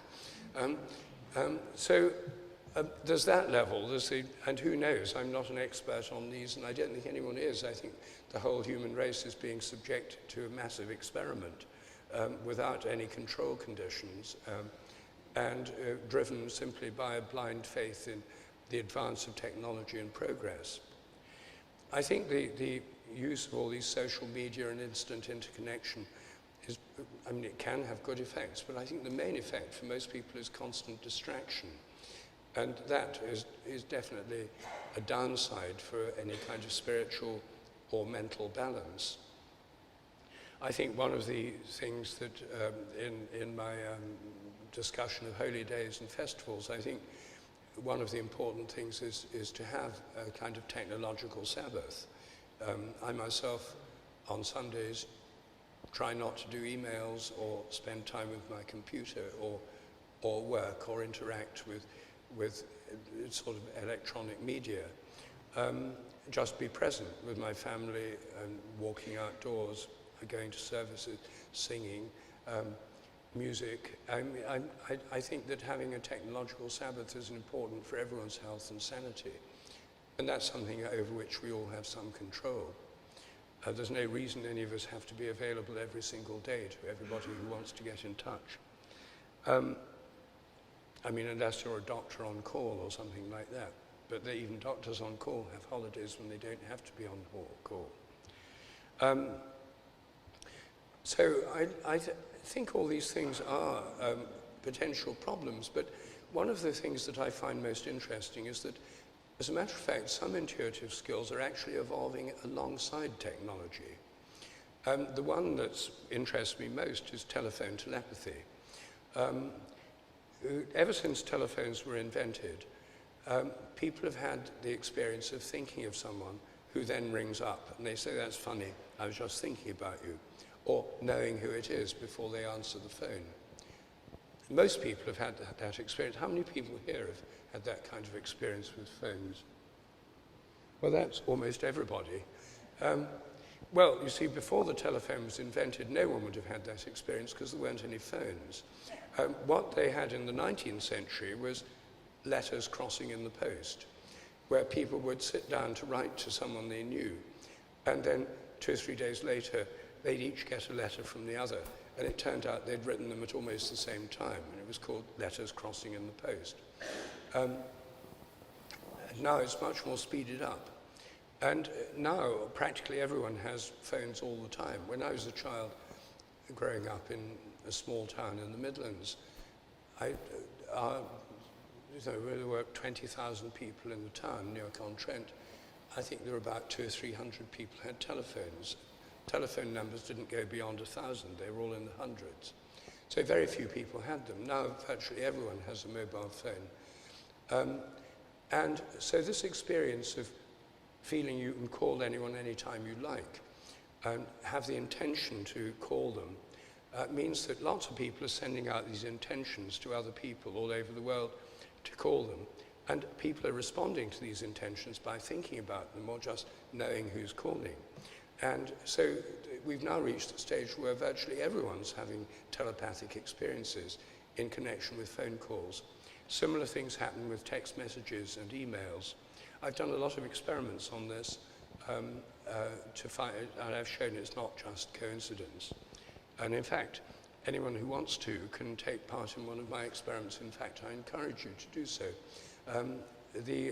I have online telephone telepathy test. You register through my website, sheldrake.org. You put in the names of 2 people you know well and their numbers. And then the computer picks one of those 2 callers. Say I'm the subject and I've got 2 callers, Jill and Joe. Then it will pick Jill or Joe and ring them up and say Jill gets it. She'll answer it and say, "This is Rupert's telephone telepathy test.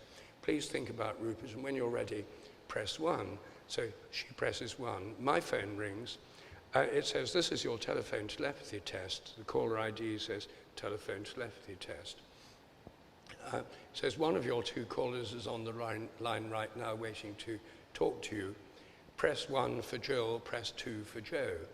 So I guess, if I guess Jill, I'm right. If I guess Joe, I'm wrong. 50% chance of being right by chance. The scores are coming in very significantly above chance. And then the line opens up and you get instant feedback as to whether you're right or wrong. Then you talk to each other. Then after a minute it cuts off because I'm paying for the call.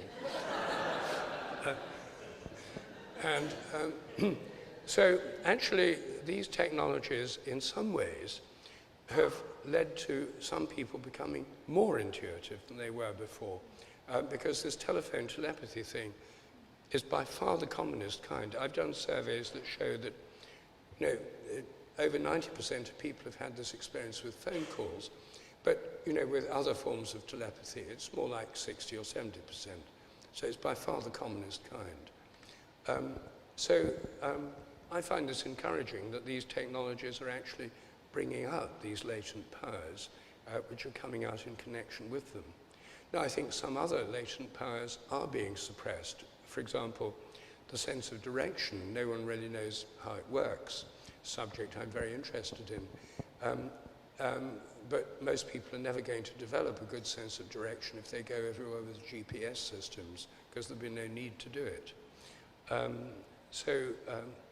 You know, it's a mixed picture. Some things will get better and others might get worse. Hi, thanks so much over you? here. Hello. Oh, yes.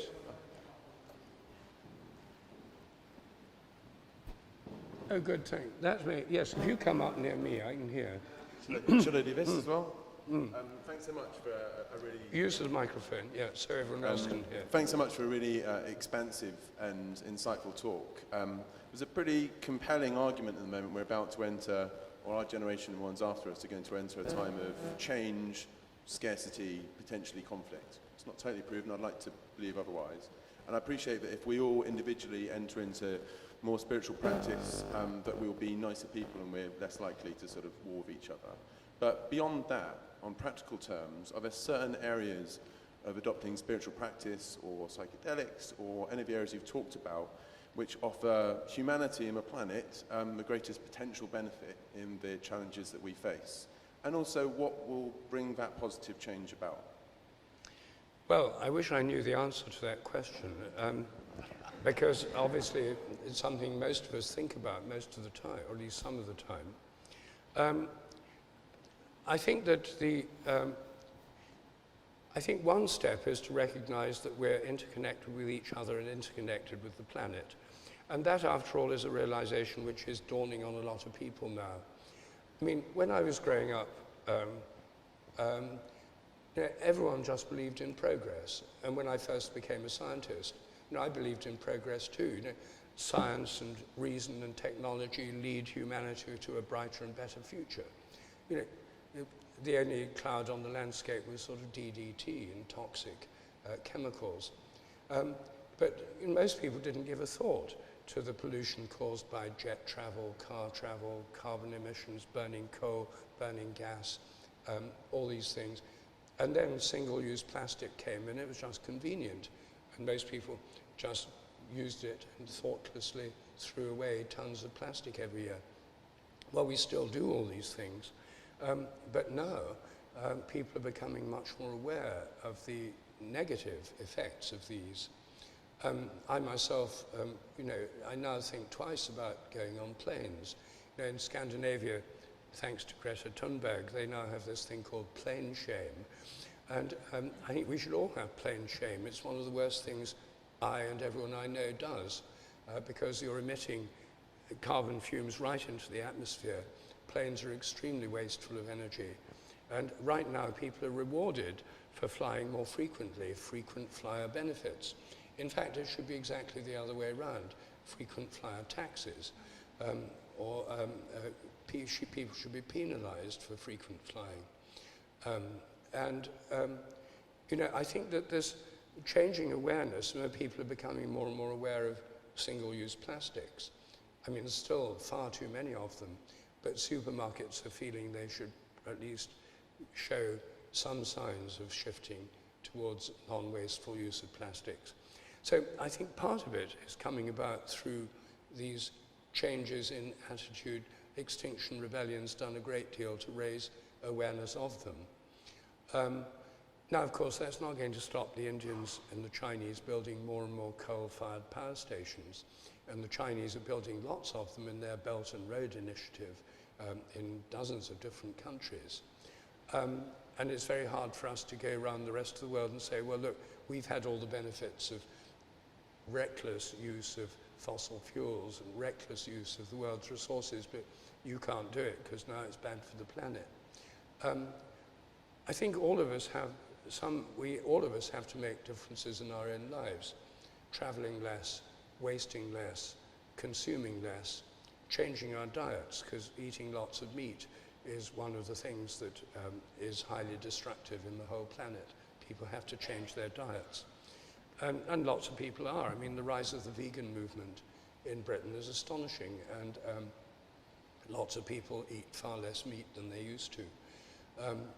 So all of these things, I think, are changes in individual behavior, but also there have to be changes in economic and political behavior and legislation. And, you know, things like, some things, signs are good. I mean, the fact that wind power, offshore wind power is now cheaper than fossil fuels as of a few months ago is extraordinary good news, I think. And right now, these offshore wind farms produce so much electricity when it's windy, they have to shut them down because it would burn out the national grid. But actually, the next stage they're already talking about and should be doing something about soon is to have hydrogen-making plants where the electricity comes on shore. When there's too much, it's easy to make hydrogen. You put electrodes into water, salt water, and hydrogen and oxygen gas come off. And this could then be burned when there's not wind, or used to fuel jet planes or cars in a way that's not environmentally destructive. So there are technological possibilities. I'm hopeful about those, but you know, it's not hopeful when you look at some people in the political world, like the President of the United States, who continue to deny there's a problem and who are in fact trying to unravel environmental legislation. It's obviously an enormous struggle, and I think all of us have to take part in it to the best of our ability.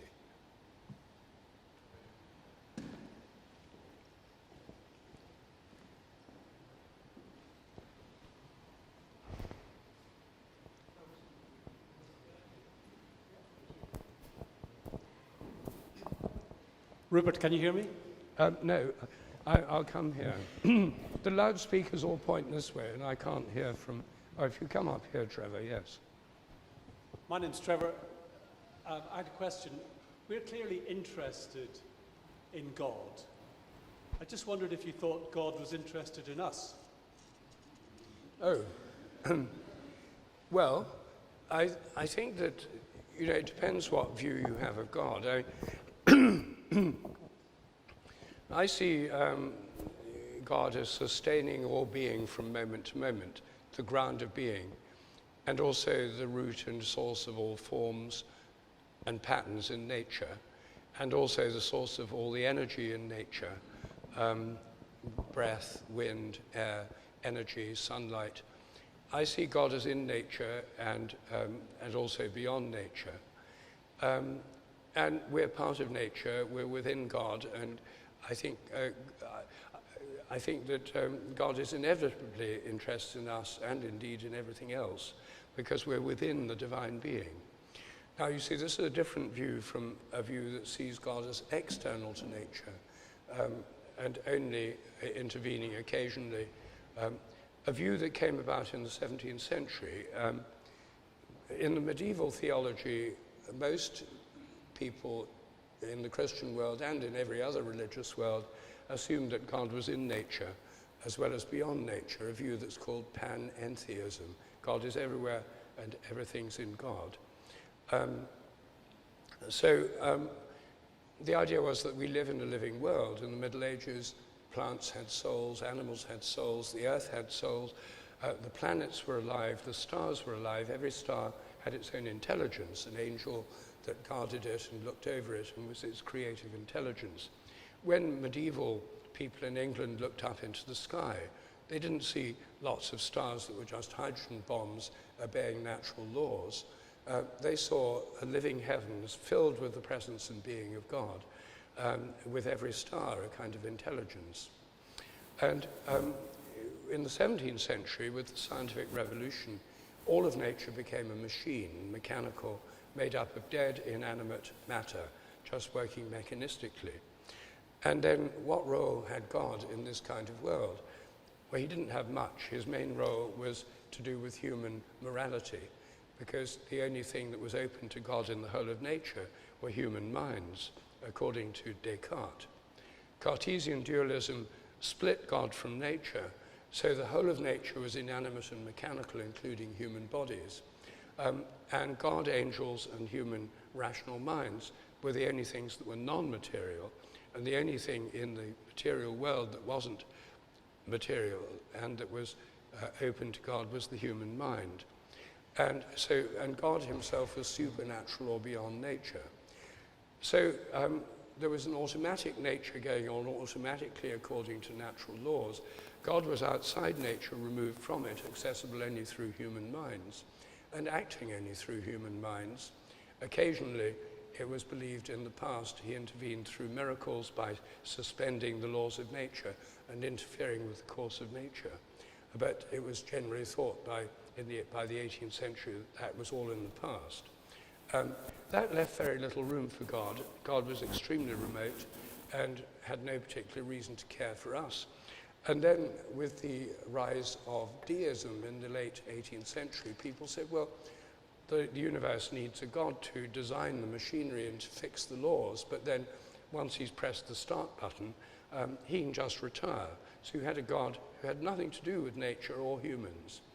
And then along came atheists and said, well, why bother with such a God in the first place? Let's just say the universe is eternal, then you don't need a God to start it off or to make up the laws of nature. Just get rid of God altogether. And that's what happened for many people. So I think if one has a view of God that's deistic or theistic in the mechanistic sense of theism, 17th, 18th century theology, God's outside nature, and it's not obvious why God would be concerned with what happens in nature. But if you have a view of God as immanent in all nature and in all minds and in all forms of consciousness, then it's a completely different view. It would be impossible for God not to know what's happening. You know, I don't see any reason to assume that the divine,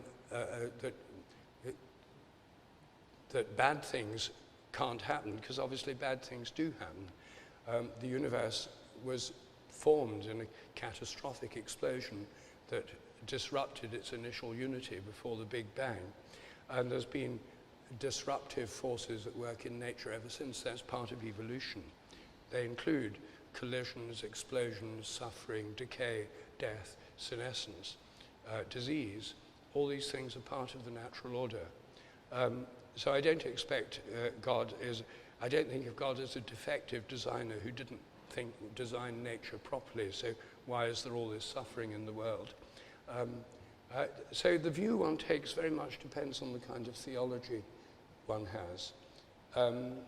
And as I say, my own view is that, yes, that we're within the divine mind. Our own minds are within the divine mind. And indeed, they're part of the divine mind. I mean, the whole point of meditation, as I mentioned earlier, within the traditions that it's rooted in, is precisely to bring us into more direct conscious contact with that conscious ground of all things. Rupert, can you hear me? Oh, there you are, yes. Yeah. Thank you very much. It's Sam here. Yes. I don't think we've seen each other for at least 10 years, and I think you're looking very well on your combination of faith and science. So it gives me faith in your exposition. I wonder about, in relation to the last two questions, about denial and belief. It seems that belief is problematic because we can believe things that are just obviously not true, and we can believe them without much religious faith, as does Trump, it seems. He refuses to believe all kinds of things, perhaps even the impeachment. Can you say a little bit about the human mind in relation to denial and belief? Yes. Very nice to see you again, Sam.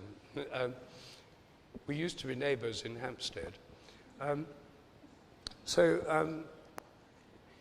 Well, obviously belief can be false. There are lots of false beliefs, and I think one of those false beliefs is scientism, belief in the mechanistic materialist worldview. I think it's a particularly harmful belief. The reason that I wrote these books about spiritual practices is because these practices are not primarily about belief, they're about experience. And I think that beliefs can mislead us, but experiences are much more reliable. If you have an experience of love and connection, then you're feeling loving and connected and often behave accordingly. So I think that the experiences are what it's primarily about, and I think that all religions really start from experience, not belief. The beliefs are an attempt to understand the experiences. You know, the Jewish prophets had this experience of something speaking through them, which was more than them. It wasn't just them. There was some greater presence speaking through them. When Moses encountered God in the burning bush, he was in the presence of a being, a consciousness that was not his own, and which spoke to him about his own nature. I am that I am, a conscious being, a greater conscious being than his own. So I think all these things are formulations of experience, and you know, Jesus' experience of his direct connection with God, which came about first in his baptism, again was experience. And he wasn't telling people to believe a set of doctrines. He was telling them that to have trust and faith. And I think that's where belief is much more powerful and meaningful. If you believe you're going to get better when you're ill, you're more likely to get better than if you believe you're going to get worse. That's the placebo effect, and its opposite, the nocebo effect. So I think that there are some kinds of belief in propositions, which don't really affect our behavior that much. I mean, the scientific worldview is mostly about propositions. You know, that we're descended from apes, that apes, you know, were descended from other mammals and that kind of thing. And it drives a lot of scientists crazy when they find that a lot of Americans don't believe that. They think it's really important that they should believe that, and that it should be taught in every school, and children should be told it's true. I don't think it matters much what people believe about distant evolution. I think it matters a lot about what people believe about our relationship to the universe now, and also what we can put our trust in. And the whole point about trust in God is that if one has trust in God, or if one doesn't like the word God, the all or the absolute or that which is beyond, then one basically feels that one's living in a friendly universe. If one distrusts God, one feels one's living in a hostile, unfriendly universe that's likely to produce a kind of paranoid worldview.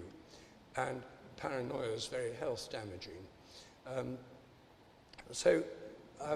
I think these beliefs are important when they influence our behavior, and some false beliefs have very negative effects on behavior. But in the end, what changes people is experience. And that's why I think these spiritual experiences are so important. I mean, I believed in the atheist materialist worldview, and what changed me was not logical argument by Christians or Hindus or Buddhists. And I wasn't very impressed by their arguments. What changed me was experiences. The experiences of traveling in India, the experience of meditation, the experience of psychedelics, and other experiences.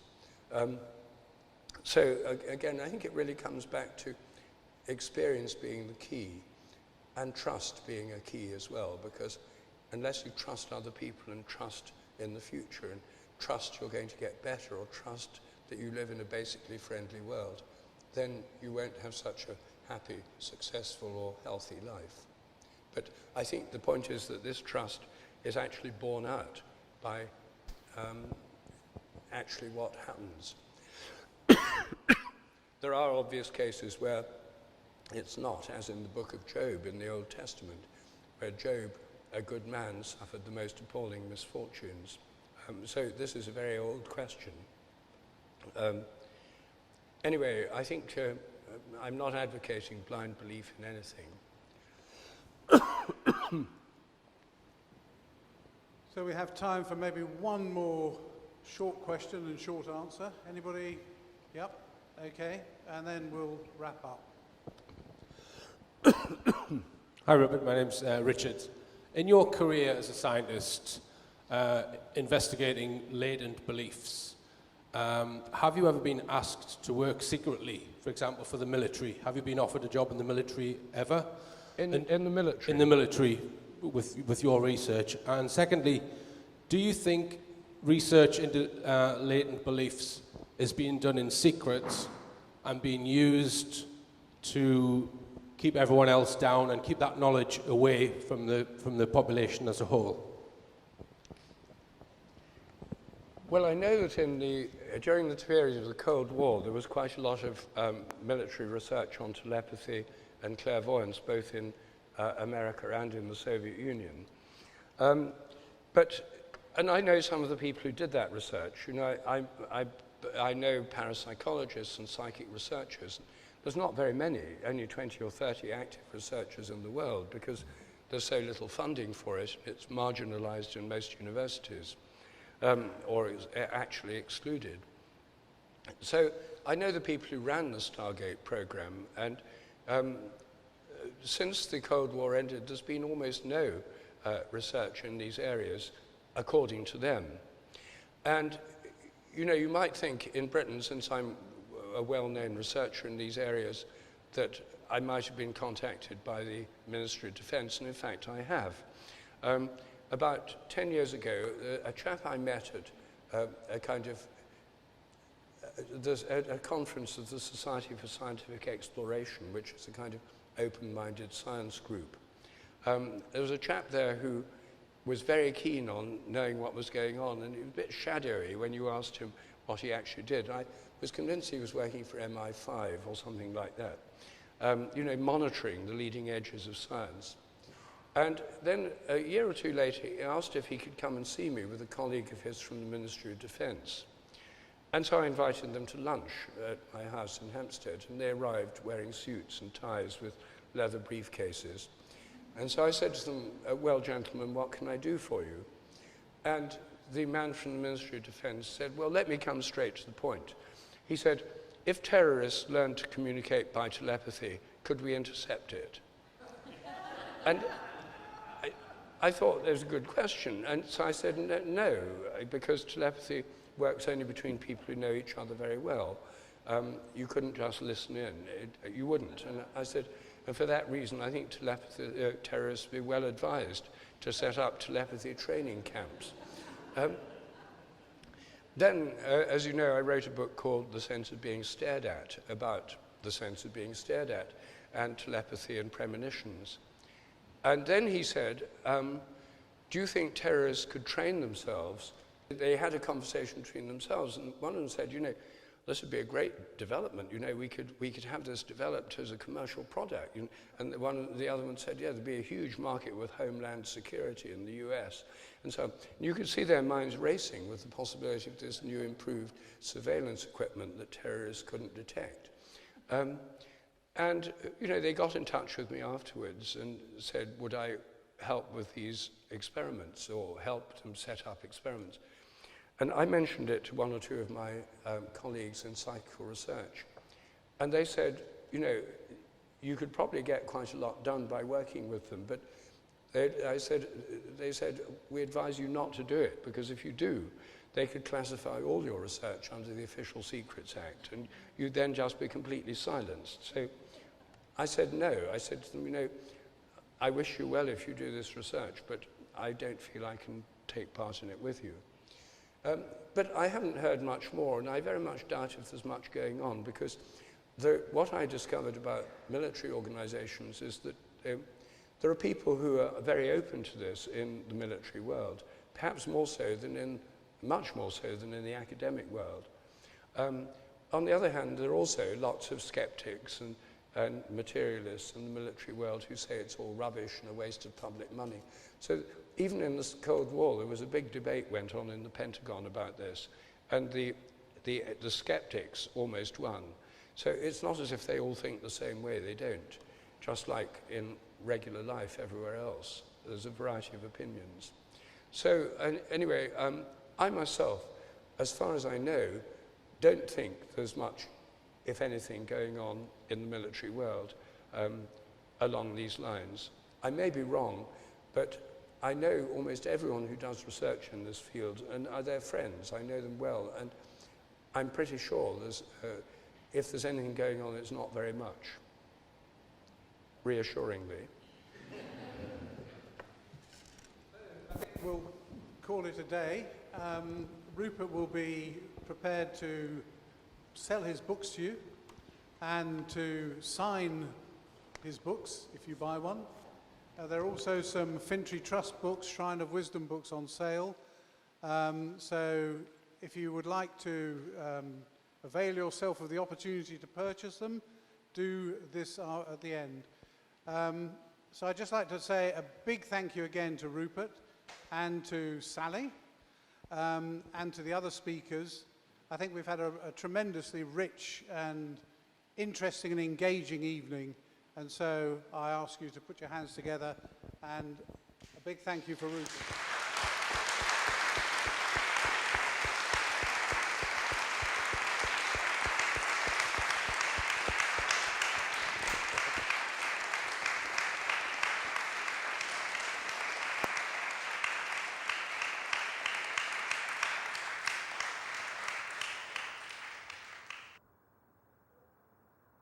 It was my first experience with mescaline, which is a psychoactive drug that's found in the peyote cactus and in many other cacti.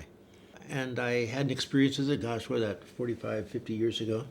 I saw colors that I was totally unfamiliar with.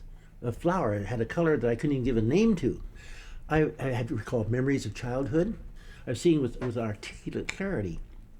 And then I thought, why would 400 milligrams of a white crystal have all of this in it? What it's doing is allowing me to communicate with parts of me that I had not communicated with for a long time.